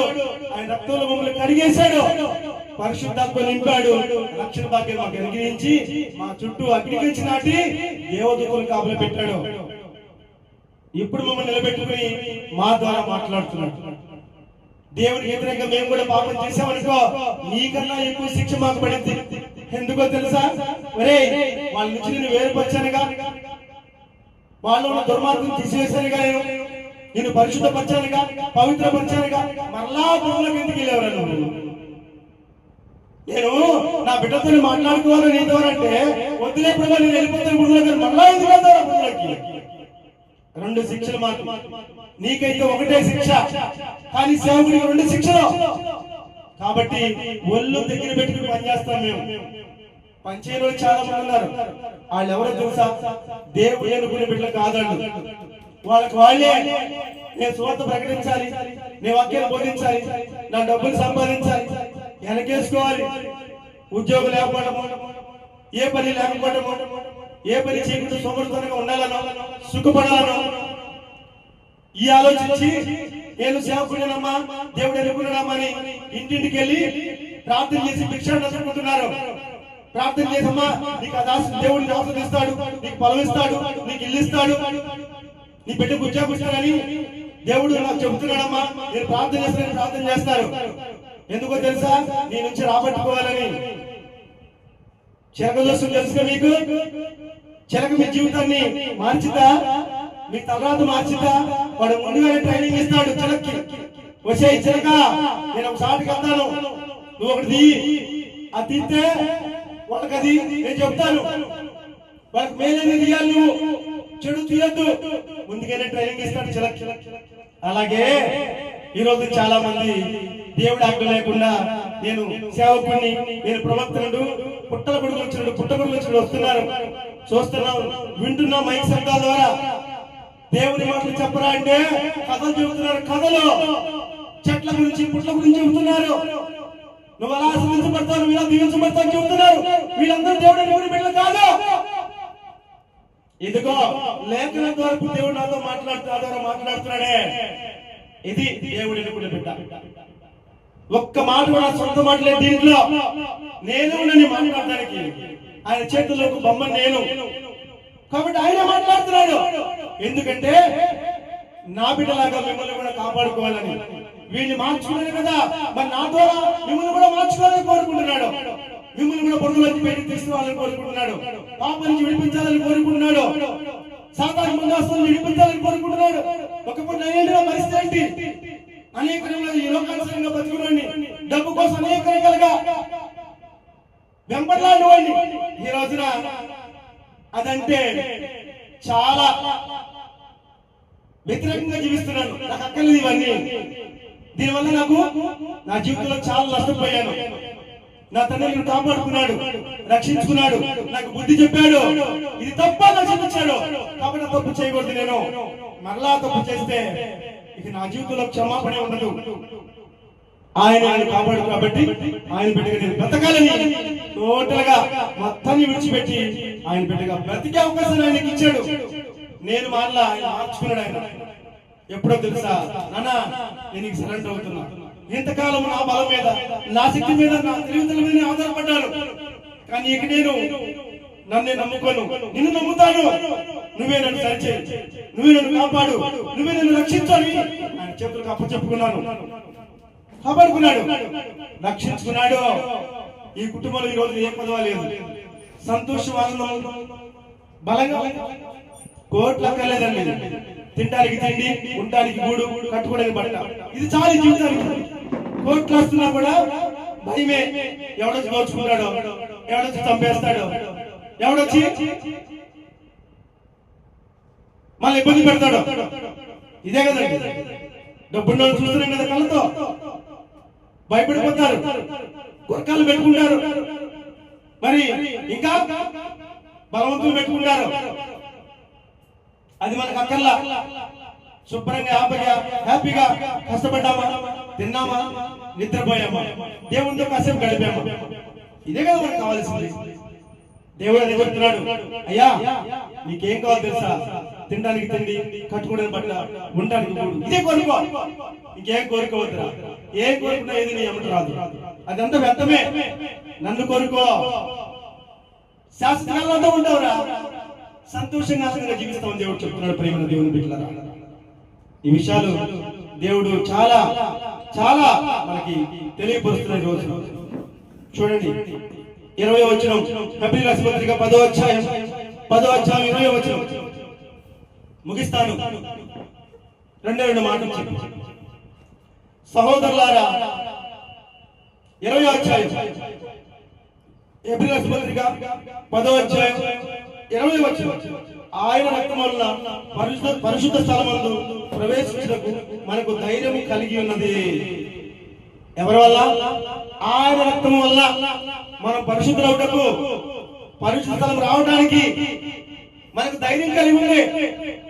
నేను దేవుని కుమారుడు కదా, జీవం కలిగిన తండ్రి కుమారుడు కదా, యేసయ్య కుమారుడు కదా, నా కోసం ప్రాణం పెట్టాడు కదా, నా కోసం రక్తాన్ని చిందించాడు కదా, ఆయన రక్తంలో నేను కడగబడ్డాను కదా, ఆయన కాబట్టి నేను కడగబడ్డాను కాబట్టి ఇప్పుడు నేను ఆయన బిడ్డని, ఆయన సన్నిధికి నేను అర్హుడిని అనడానికి, పరిశుద్ధ స్థలంలో నిలబడటానికి, పరిశుద్ధంలో దేవుని సన్నిధిని ఆరాధించడానికి నేను అర్హుడిని అని నువ్వు అనుకోవాలంటే దేవుడి రక్తంలో నువ్వు కడగబడాలి. బాప్తిస్మం లేకుండా, దేవుని బిడ్డగా నువ్వు అనుకోకుండా, పిచ్చుకోకుండా, నువ్వెన్ని సంవత్సరాలు దేవుని సన్నిధికి వచ్చిన బైబిల్ సంఖ్యలో పెట్టుకుని ఏం ఉపయోగం లేదు. నువ్వు ఎంతగా ప్రార్థించినా, ఎన్ని పాటలు పాడినా ఉపయోగం లేదు. పన్నీరు చూసారా, ఒంటికి రాసుకుంటే మంచి స్మెల్ వస్తుంది. అదే బుడ్డిలో వస్తే ఏమీ రాదు, వేస్తే కదా. అదే చెప్తున్నాడు, నువ్వు నా బిడ్డగా నువ్వు అంగీకరించాలి, నా రక్తంలో కలగబడాలి, నువ్వు మారు మనసు పొందాలి, నా రక్తంలో కలగబడాలి, పరిశుద్ధాత్మ నింపబడితేనే నా సన్నిధికి నువ్వు రాగలుగుతావు.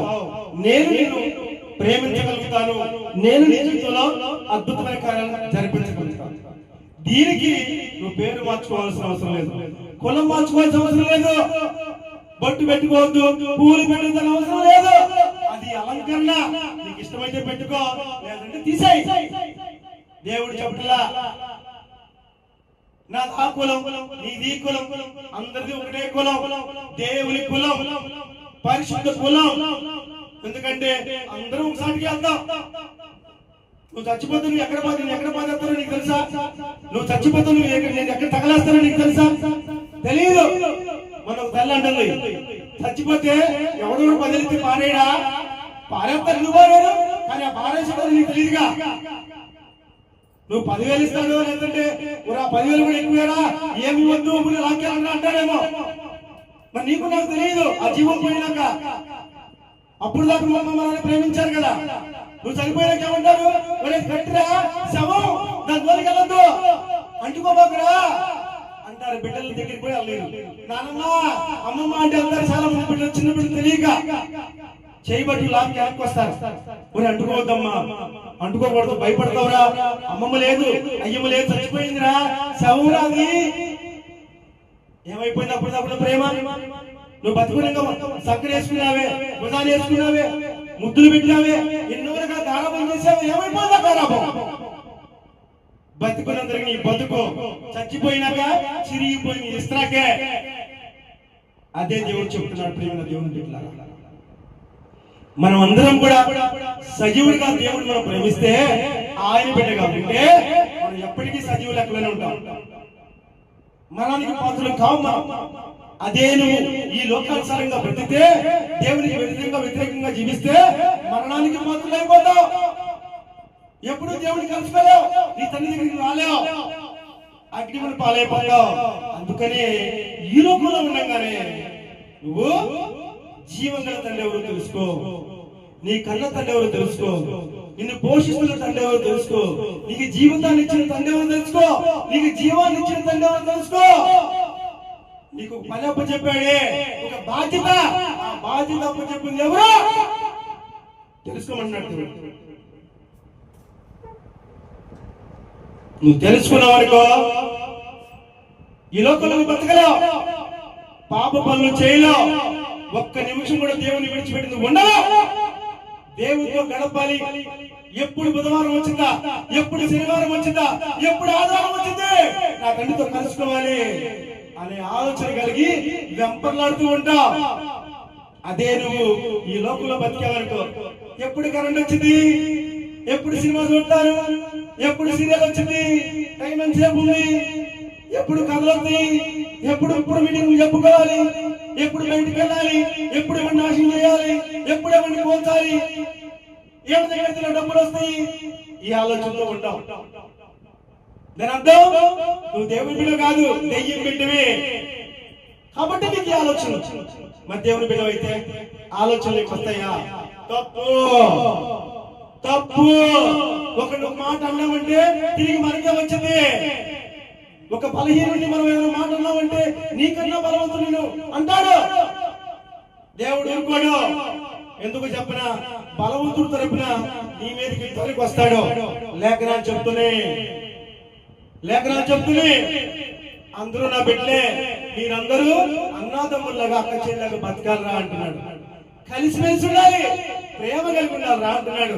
మరి మనము శత్రువులాగా ఉన్నాం, విరోధులుగా బతుకుతున్నాం. ఒకడు బాగున్నాడంటే వీడెప్పుడు నాశనం అయిపోతాడు, వీడెప్పుడు ఒట్టుబడిపోతాడు అనే ఆలోచన కలిగి ఉన్నాం. దీని అర్థం తెలుసా? సాతాను నీలో ఉండబట్టి ఈ ఆలోచనలు. అదే దేవుడు ఆలోచన అయితే అయ్యా ఆ కుటుంబం భలే ఉంది, వాళ్ళు బాగా సంపాదించుకున్నారు, చక్కగా బాగుపడ్డారు, చాలా సంతోషం. వాళ్ళు బాగుంటే ఇప్పుడు మనకు అవసరం అయితే సాయం చేస్తారు అనే మనసు నీకు ఉంటుంది. ఇంకా వాళ్ళు బాగుండాలని కోరుకుంటావు, ఇంకా వాళ్ళు ఆస్వాదించాలని కోరుకుంటావు, వాళ్ళకు మనం ఇప్పుడు అవ్వాలని కోరుకుంటావు.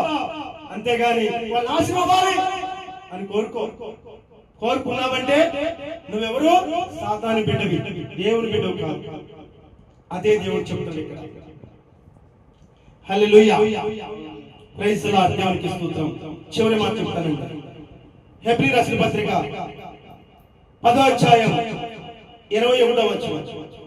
దేవుని ఇంటి పైన మనకు గొప్ప యాజకుడు ఉన్నాడు కనుకను, 22, మనస్సాక్షికి కల్మషము తోచకుండానట్లు ప్రోక్షించబడిన హృదయములు గలవారమును నిర్మలమైన ఉతకముతో స్నానము చేసిన శరీరము గలవారమునై ఉండి విశ్వాసములో సంపూర్ణ నిశ్చయిత కలిగి యథార్థమైన హృదయముతో మనం దేవుని సన్నిధానము చేరుదాము. చూడండి ఎంత విలువైన మాట చెప్తున్నాడు ఇక్కడ. దేవుని ఇంటి పైన మనం గొప్ప యాజకుడు ఉన్నాడు. దేవుడి ఇంటి పైన గొప్ప యాజకుడు అంటే ఎవరు? ప్రభువు యేసుక్రీస్తు వారు. ఆయన దేవుని సన్నిధిలో ఆయన ఆత్మ సంచరిస్తూ ఉంది. ఆయన ఉన్నాడు ఇక్కడ, ఆయన స్థలంలో ఉన్నాడు. ఇది ఏర్పరచుకుంది నేను కాదండి. నా ఇంటిని మందిరంగా మార్చయ్యా అని వేడుకున్నానండి. వేడుకుంటే ఆయన ఈ మందిరాన్ని, ఈ యొక్క గృహాన్ని మందిరంగా మార్చుకున్నాడు. ఇది ఆయన పెట్టిన భిక్షేగా, ఈ గృహం ఆయన పెట్టిన భిక్షే కదండి. నాకు ఇచ్చిన సమస్తము కూడా ఆయన పెట్టిన భిక్షే. నేను తల్లిగర్భం నుంచి ఏం తేలా, ఎవరు ఏం తేలా, మీకు తెలుసు. అయినా కూడా ఇది నాది. ఈ రాయి అట్టేయద్దు, ఆ రాయి ఇట్టేయద్దు. ఈ రాళ్ళని అట్టేసుకుందాం, మనం గోడ కట్టుకుందాం. 10 రాళ్ళు తీసుకుని గోడ కట్టేసుకుంటే నాకేమైనా నష్టమా? 10 కాదు, 100 రాళ్ళు తీసుకో, నువ్వు గోడ కట్టుకో, నాకేం నష్టం లేదు. దేవుడు నాకు రూపంలో ఇస్తాడు నాకు. కానీ నీ మీద యుద్ధం చేయకూడదు. దేవునికి అప్పచెప్పాలంటే దేవుని కుమారుడు, దేవుని ప్రేమించే బిడ్డ దేవునికి అప్పచెప్తాడు. నీతో గొడవడ్డం ఆడాల్సిన అవసరం లేదు. ఎందుకంటే నా తండ్రి నాకేం మదవ చేయడు. 10 రాళ్ళు 100 రాళ్ళు ఇస్తాడు ఆయన. అది మనసు కలిగి మనం ఉండాలి. అదే చెప్తున్నాడు దేవుడు. ఏమని? దేవుని సన్నిధిలో ఆయన యాజకుడు ఉన్నాడు మన కోసం. చూడండి, దేవుని ఇంటి పైన మనకు గొప్ప యాజకుడు ఉన్నాడు కనుకను మనస్సాక్షికి కల్మషము తోచుకున్నట్లు. మనస్సాక్షికి కల్మషం ఉండదు. దేవుని సన్నిధిలో ఉన్నామంటే మన మనస్సాక్షి కల్మషం ఉండదు. చెడు మాట్లాడడం, చెడు ఆలోచన మనలోకి రాదు, చెడు ప్రయత్నం మనలో ఉండదు, చెడు వ్యసనం మనలోకి రావు. కల్మషం ఉండదు. పవిత్రంగా పరిశుద్ధంగా బతికేవారు ఉంటాం. చూడండి, కల్మషము తోచుకున్నట్లు ప్రోక్షించబడిన హృదయములు గలవారమును నిర్మలమైన ఉతకముతో స్నానము చేసిన శరీరము గలవారమునై ఉండి. నిర్మలమైన ఉతకముతో స్నానం అంటే దేవుని వాక్యం. మన హృదయంలో దేవుని వాక్యం ఉంటుంది. ప్రతిరోజు బైబిల్ చదవాలన్నాడు దేవుడు. అందుకే ప్రతిరోజు బైబిల్ చదివితే నీలో ఉన్న ప్రతి కల్మషం తొలగిపోతుంది, నీలో ఉన్న ప్రతి పాపం తొలగిపోతుంది, నీలో ఉన్న చెడు ఆలోచనలు తొలగిపోతాయి, నీలో ఉన్న చెడు వ్యసనాలు తొలగిపోతాయి, నీలో ఉన్న చెడు ఆలోచనలు తొలగిపోతాయి. ప్రతిరోజు బైబిల్ చదవాలి. బైబిల్ అనే వాక్యంతో ఉత్తర స్నానం చేయాలి. నీ హృదయాన్ని నింపుకోవాలి. బైబిల్ అనే మాటలతో, దేవుని మాటలతో నీ హృదయాన్ని నింపుకోవాలి. అప్పుడు హృదయంలో చెడుకి చోటు ఉండదు, అపవిత్రకి చోటు ఉండదు అని దేవుడు చెప్తున్నాడు. చూడండి, స్నానము చేసిన శరీరము గలవారమై ఉండి విశ్వాసములో సంపూర్ణ నిశ్చయిత కలిగి. విశ్వాసంలో సంపూర్ణ నిశ్చయితం అంటే దేవుని యందు విశ్వాసం. నా దేవుడు నాకు అన్ని సమకూరుస్తాడు, నాకే గొడవ లేకుండా చేస్తాడు. కష్టాలు వచ్చినా, బాధలు వచ్చినా, సమస్యలు వచ్చినా, ఇరుకులు వచ్చినా, ఇబ్బందులు వచ్చినా, పంట ఇరిగి మీద పడ్డా కూడా నన్ను కాపాడుతాడు, నన్ను రక్షిస్తాడు. నాకే భయం లేదని విశ్వాసం ఉండాలి. దేవుడు మేము జీవంగల దేవుడు ఆయన, సజీవుడు ఆయన. కాబట్టి నన్ను కాపాడుకుంటాడు విశ్వాసం కలిగి. చూడండి, ఇక్కడ విశ్వాసములో సంపూర్ణ నిశ్చత కలిగి యథార్థమైన హృదయంతో మనం దేవుని సన్నిధానం చేరుదాము. యథార్థ హృదయంతో దేవుని సన్నిధికి రావాలంటున్నాడు. నీలో యథార్థత లేకపోతే నువ్వు దేవుని సన్నిధికి వచ్చిన ఉపయోగం లేదు. నీలో 100 ఆలోచనలు పెట్టుకుంటున్నావు. నా భర్తకి సంపాదన లేదు, నేను ఎలా బతకాలి, ఏదో ఒకటి చేయాలి అనే ఆలోచన ఉన్నావు. దేవుణ్ణి అడగట్లా, అయ్యా నా భర్త సంపాదన లేదయ్యా, నా భర్తకి చేర్చు. ఈ రోజు చేసే పని లేదు, వాడికి ఉద్యోగం పోయింది, లేదంటే పని సరిగా ఉండటం లేదు, మన కుటుంబాన్ని పోషించుకోవాలి, మన భర్తకి ఏదైనా పని అప్పు చెప్పయ్యా అనే భారీగా ఉన్నావా? లేవు.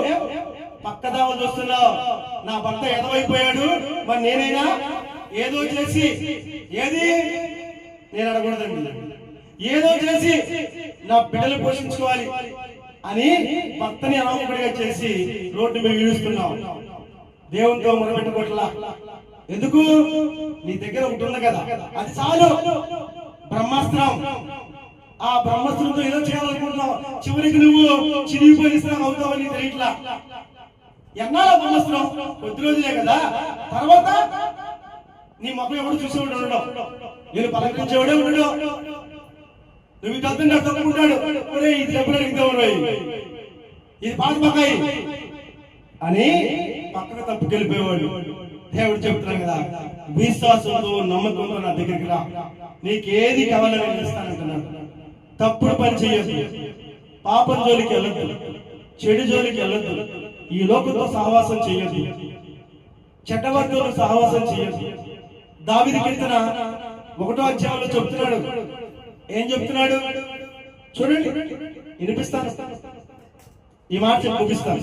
దావీదు కీర్తన 1వ అధ్యాయము 1వ వచనం, దుష్టుల ఆలోచన చొప్పున నడవక, పాపుల మార్గంలో నిలవక, అపహాసకులు కూర్చున్న చోట కూర్చుండక. మనం ఏం చేస్తున్నాం? అదే చేస్తున్నాం. దుష్టుల ఆలోచనలు వింటున్నాం, నడుస్తున్నాం, పాపుల మార్గంలో నిలుస్తున్నాం. అది పాపత్తుడే అయినా సహవాసం చేస్తున్నాం, అపహాస్యులు కూర్చుంటున్నాం. వాళ్ళు ఎగతాలు చేస్తున్న ఒక కుటుంబాన్ని మనం కూడా వాళ్ళ పాలు పంచుకుని, నిజమేనక్క, నిజమే పిల్లి, నిజమే అమ్మమ్మ, వాళ్ళు అంతే, వాళ్ళు సన్నాసులు, మనం మంచివాళ్ళం, నువ్వు మంచిదివా, నువ్వు మంచోడువా, నువ్వు బుద్ధిమంతుడువా, నీలో ఏ తప్పు లేదా, నీలో ఏ పాపం లేదా, పరమ చండాలు మనం. మళ్ళా మనం చూసుకోకుండా ఎదురు వాళ్ళని రోడ్డు మీద బెదిరించావా, వాళ్ళు అనామకులే బెదిరించావా, అంతే తరం కాలిపోయింది. ఎగతాళి చేస్తున్నాం, హాస్యం చేస్తున్నాం, తప్పు అంటున్నాడు దేవుడు. ఏం చెప్తున్నాడు? మళ్ళా వినిపిస్తాను, మనసులో పెట్టుకోండి ఈ మాట, రాసి పెట్టుకోండి, హృదయంలో బలంగా పెట్టుకోండి ఈ మాట. దుష్టుల ఆలోచన చొప్పున నడవక, పాపుల మార్గంలో నిలవక, అపహాసకులు కూర్చుండక, యెహోవా ధర్మశాస్త్రమందు ఆనందిస్తూ దివారాత్రియు దాన్ని ధ్యానించువాడు ధన్యుడు. దేన్నండి ధ్యానించేది? బైబిల్ని, పరిశుద్ధ గ్రంథాన్ని, దేవుని వాక్యాన్ని ధ్యానించేవాడు. దివారాత్రులు అంటే నీకే చిన్న సమయం దొరికినా దేవుని వాక్యాన్ని చదువు, వాడు ధన్యుడు అవుతాడు. పాపానికి దూరంగా జరుగుతాడు, చెడుకు దూరంగా జరుగుతాడు, చెడు వ్యసనాలకు దూరంగా వెళ్ళిపోతాడు, దుష్టులు కూర్చోడు, చెడు ఆలోచనలు వినడు, ముసలి ముచ్చట్లు చంపడు, వినడు. అది నీలో నుంచి పోవాలి అంటే ఏం చేయాలని చెప్తున్నాడు? పరిశుద్ధ గ్రంథాన్ని పఠించు. ఏ చిన్న సమయం దొరికినా దేవుని వాక్యాన్ని చదువు, ఆ వాక్యాన్ని హృదయంలో పెట్టుకో. అప్పుడు నిన్ను దేవుడు దీవిస్తాడు, ఆస్వాదిస్తాడు అంటాడు. Praise the Lord. దేవుడి ఈ మాటలు మీ అందరి జీవితంలో నెరవేర్చాలని మనస్ఫూర్తిగా నేను కోరుకుంటూ ఈ మాటలు ముగిస్తున్నాను. హల్లెలూయా. ఈ రోజున ఇన్ని మాటలు చెప్తాడు దేవుడు, నేను అనుకోలేదండి. కొన్ని మాటలు చెప్తాడు అనుకున్నాను, కానీ లోతైన మాటలు నా నుంచి దేవుడు నాకు చెప్పాడు, మీకు చెప్పాడు. విని నువ్వు ఈ మాటలు తీసుకున్నావు అనుకో, చాలా చాలా అంటే చాలా కోటీశ్వరుల కన్నా గొప్పదనం అయిపోతావు, గొప్పవాడు అవుతావు. ఎందుకో తెలుసా? ఆ కోటీశ్వరులు పరలోక రాజ్యానికి చేరలేదు, కానీ నువ్వు చేరతావు. ఇవాళ నువ్వు దరిద్రాలుగా ఉన్నావా? పచ్చడి మెతులు తింటున్నావా? అయినా పర్లేదు, అయినా పర్లేదు, నువ్వు సజీవ లెక్కలో ఉంటావు. సంతోషంగా ఆనందంగా నిత్య జీవనానికి వెళ్తావు. తరతరాలు యుగాలు కూడా హ్యాపీగా బతికేస్తావు. ఆకలి తప్పిక లేని జీవితం జీవిస్తావు. మరి ధనవంతుడు ఇక్కడ సంతోషంగా ఉంటాడు, ఇక్కడ నిన్ను ఆనందం చేస్తాడు, ఇక్కడ నిన్ను అవమానపరుస్తాడు. అని రేపు పొద్దున ఈ స్వల్ప జీవితం ముగించిన మరుక్షణం నిత్య నరకానికి వెళ్ళిపోతాడు. హలో లక్ష్మణ ఆత్మనాదం చేస్తాడు. నిప్పు ఆరదు పురుగు సాగు అక్కడ ఉంటాడు. అప్పుడు నువ్వు సంతరించుకుంటావు. నిజమేగా, నా తండ్రిని నమ్ముకోవడం వల్ల ఆ రోజున పచ్చడి మెతులు తిన్నా కూడా, బాధలు పడ్డా కూడా, కష్టాలు పడ్డా కూడా నేను ఓర్చుకున్నాను. చూడు, నా దేవుని కోసం ఈ రోజు నేను నా తండ్రి సన్నిధిలో ఉన్నానే. ఆయన చూడు నన్ను ఎంత ఎక్కిరించాడో, నన్ను ఎంత బాధ పెట్టాడో, నన్ను ఎంత అవమానపరిచాడో. ఇప్పుడు చూడవాడు నిత్య నరకంలో ఉన్నాడుగా, అమ్మయ్యా అనుకుంటా. అందుకనే దేవుడు చెప్తున్నాడు ఈ మాటలు. వారినే చోట్ల రేపొద్దున ఆ గతి నీకు పట్టకూడదని చెప్తున్నాడు. జాగ్రత్త, తెలుసుకో, కళ్ళు తెరుచుకో, బుద్ధి తెచ్చుకో. ఎక్కడుంది నా దేవుని ఆలయం? దేవుని సన్నిధి ఎక్కడ? జీవంగల తండ్రి ఎక్కడ? రా పరిగెత్తుకుంటూ సిద్ధంగా ఉన్నా నేను కాపాడతాను. ప్రైజ్ లార్డ్, దేవునికి స్తోత్రం, హల్లెలూయా. చాలా చక్కని మాట తెలియపరిచాడు ప్రేమైన దేవుని బిడ్డలారా. నాకు చాలా సంతోషం ఉంది, చాలా ఆనందంగా ఉంది.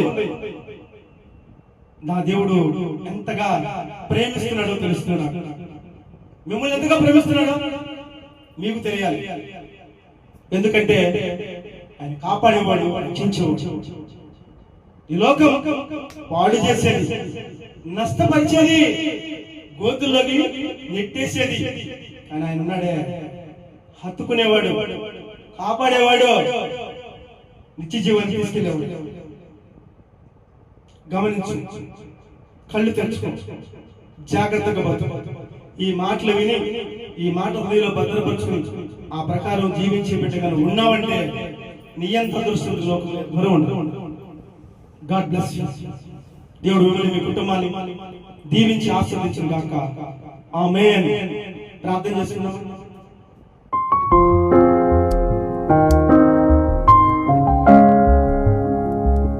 విన్నారుగా చక్కని మాటలు. ఆ మాటలు బట్టి దేవుణ్ణి అడుగుతారా? అయ్యా, చాలా చక్కని మాటలు తెలియపరిచావు, చాలా సంతోషం అయ్యా. ఈ మాటలు ఎక్కడా వినలేదు ప్రభా. చాలా సార్లకి వెళ్ళాము కానీ ఈ మాటలు చోట్ల ఇదిగో దేవుడిని ఆశీర్వదిస్తాడు, దీవిస్తాడు, నీకు బలమిస్తాడు, నీకు ఇల్లిస్తాడు అంటున్నారే కానీ నాలో ఏముందో అది బయటికి తీయట్లేదయ్యా.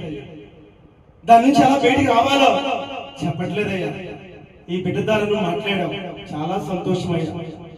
చాలా విలువైన మాటలు నాకు తెలియపరిచావు.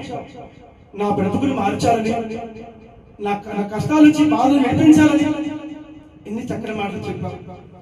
ప్రార్థన చేద్దాం. హలో, స్తోత్రములు తండ్రి, స్తోత్రములయ్యా, స్తోత్రములు ప్రభు. దేవానికి స్తుతులు చెల్లిస్తున్నాను, పరిశుద్ధానికి స్తుతులు చెల్లిస్తున్నానయ్యా, లోకరక్షకుడానికి స్తుతులు చెల్లిస్తున్నాను. ఈ రోజున ఎందుకు పనికిరాని ఈ బిడ్డను అడుగు పెట్టుకుని ఎన్ని విలువైన మాటలు మాకు తెలియపరిచావు.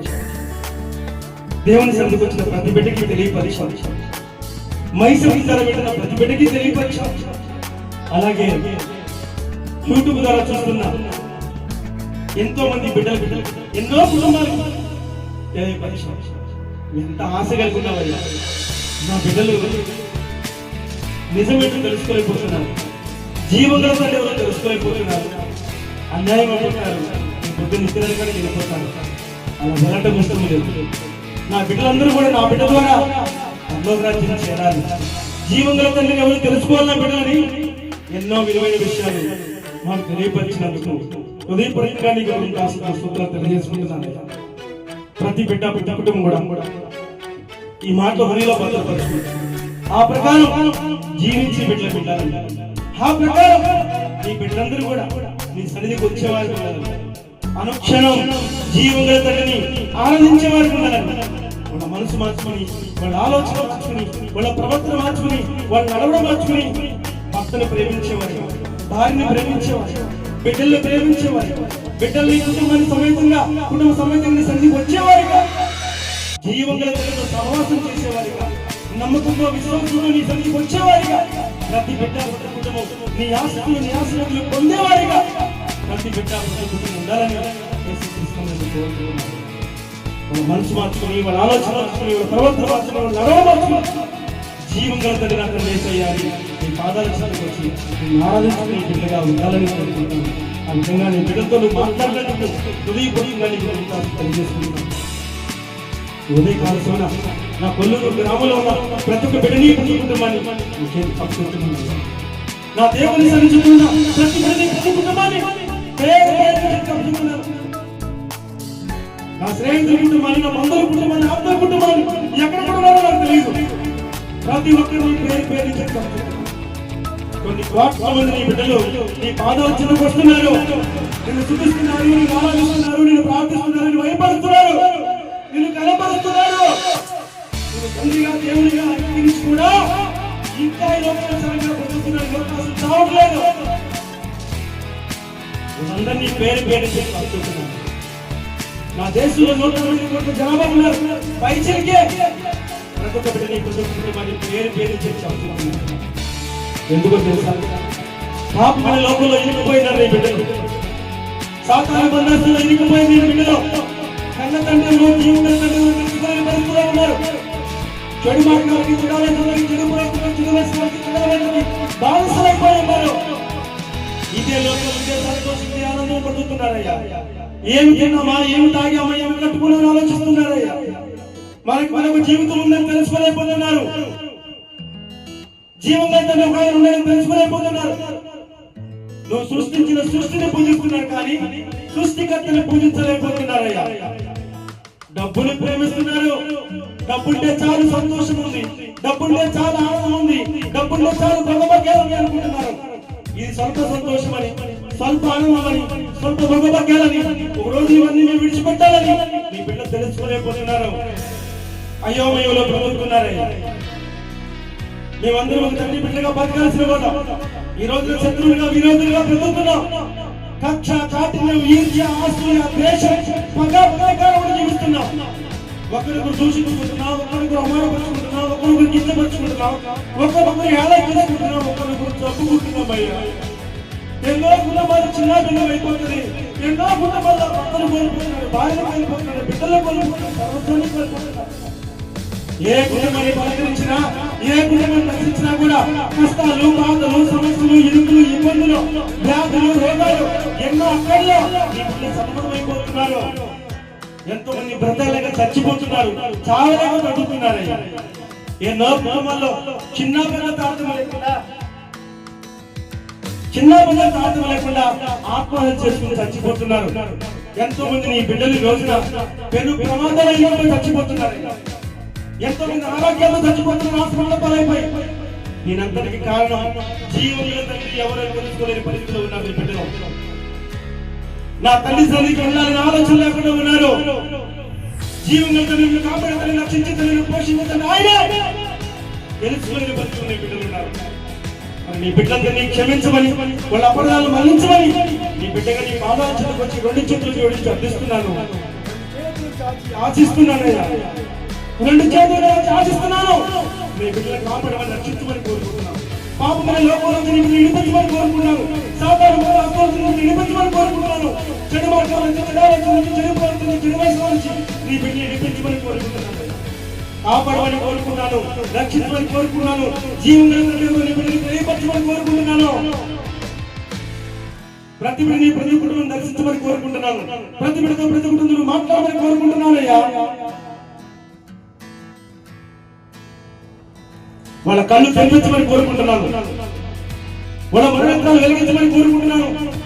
వాళ్ళ మనసు మార్చయ్యా, వాళ్ళ ఆలోచన మార్చు, వాళ్ళ ప్రవర్తన మార్చు, వాళ్ళ నడవడం మార్చి నా దేవుడు, నా రక్షకుడు, నా ప్రభు నీ పాదాల చెంతకి నడిపించమని కోరుకుంటున్నాను. ప్రతి ఒక్క బిడ్డ, ప్రతి కుటుంబం కూడా సజీవులకులో ఉండాలని కోరుకుంటున్నాను. నీ రాకడానికి ప్రతి బిడ్డని, ప్రతి కుటుంబాన్ని సిద్ధపరిచి నీ పరలోక రాజ్యానికి వారసుగా చేయమని కోరుకుంటున్నాను. ఏ ఒక బిడ్డ ఏ ఒక కుటుంబాన్ని కూడా అగ్నిగుండు పాలు చేయొద్దని కోరుకుంటున్నాను. ఇదే నీ బిడ్డ ఆశ, ఇదే నీ బిడ్డ కోరిక. ఇందుకోసమే నీ పాదాల దగ్గరకు వచ్చాను నేను. ఆశ కోసము అర్థం కోసం నీ దగ్గరికి రాలేదు. నువ్వు నన్ను కాపాడుకున్నావుగా, పాప లోపల వినిపించావుగా, మా కుటుంబాన్ని నీ పరిశుభ్రతను కడిగివేసి పరిశుభ్రతను రక్షణను అనుగ్రహించి నీ బిడ్డగా మమ్మల్ని అంగీకరించి నీ పరలోక రాజ్యానికి మమ్మల్ని వారసులుగా చేసావుగా. మరి నీ బిడ్డలు విడిచిపెడతావా? నాలాంటి బిడ్డలు కాదు వాళ్ళు. నా కోసం చేసిన త్యాగం వాళ్ళందరి కోసం చేయలేదా? అందరి కోసం ప్రాణం పెట్టావు కదా, అందరి కోసం రక్తాన్ని చెల్లించావుగా, అందరి కోసం శిలవేగం చేసావు కదా. మరి ఆ బిడ్డలను కాపాడమని రక్షించమని రోజులో వచ్చి ఏడుస్తూ ప్రార్థన చేస్తున్నాను. నాకు ఈ బాధ్యత అప్పు చెప్పావు అయ్యా. నా బిడ్డలు నశించిపోతున్నారా, కన్న తండ్రులు తెలుసుకోలేకపోతున్నారా, నా బిడ్డ గురించి ప్రార్థన చేయాలని ఈ హృదయంలో భారం పెట్టావు. ఈ భారాన్ని నీ దగ్గర పెట్టాలి నాకు అవకాశం ఇచ్చావు. ప్రతిరోజు నా హృదయం ఏమైందో పెట్టావు, అదే నీకు ఆధారపడి పెడుతున్నాను. ఇప్పుడు కూడా నేను బాధాపడుతున్నాను.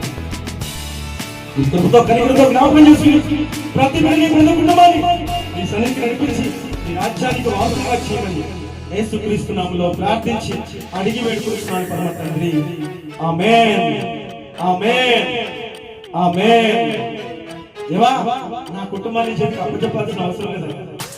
నా కుటుంబం నీ చేతుల్లోనే ఉంది. నువ్వు కోరుకున్న వీటిని నా కుటుంబం నడుస్తుంది. నువ్వు కోరుకున్నది నా కుటుంబం ముందుకు సాగింది. ఎందుకంటే మాకు భయం లేదు, మా తండ్రి మాకు తోడున్నాడు. భయం లేదు, ఎప్పుడు ఏం చేయాలని నేను చేస్తాను. మా తండ్రి చదువు నెరవేర్చడం మాకు కావాలి. అదే మా ఆశ. పరలోకంలో ఉన్న మా తండ్రి ఈ నామం పరిశుద్ధపరచబడి కాక నీ రాజ్యం వచ్చుగా, నీ చిత్తము పరలోకంలో నెరవేరినట్టు ఈ భూమి మీద కూడా నెరవేరుగా. నేడు బంగారం ప్రసాదించండి. మా రుణంతో మేము క్షమించిన ప్రకారం మా రుణం క్షమించు. మమ్మల్ని సోదరులకు తప్పించండి. రాజ్యము బలము మహిమయు శక్తి నిరంతరం నీవే ఉన్నావు తండ్రి. ఆమేన్.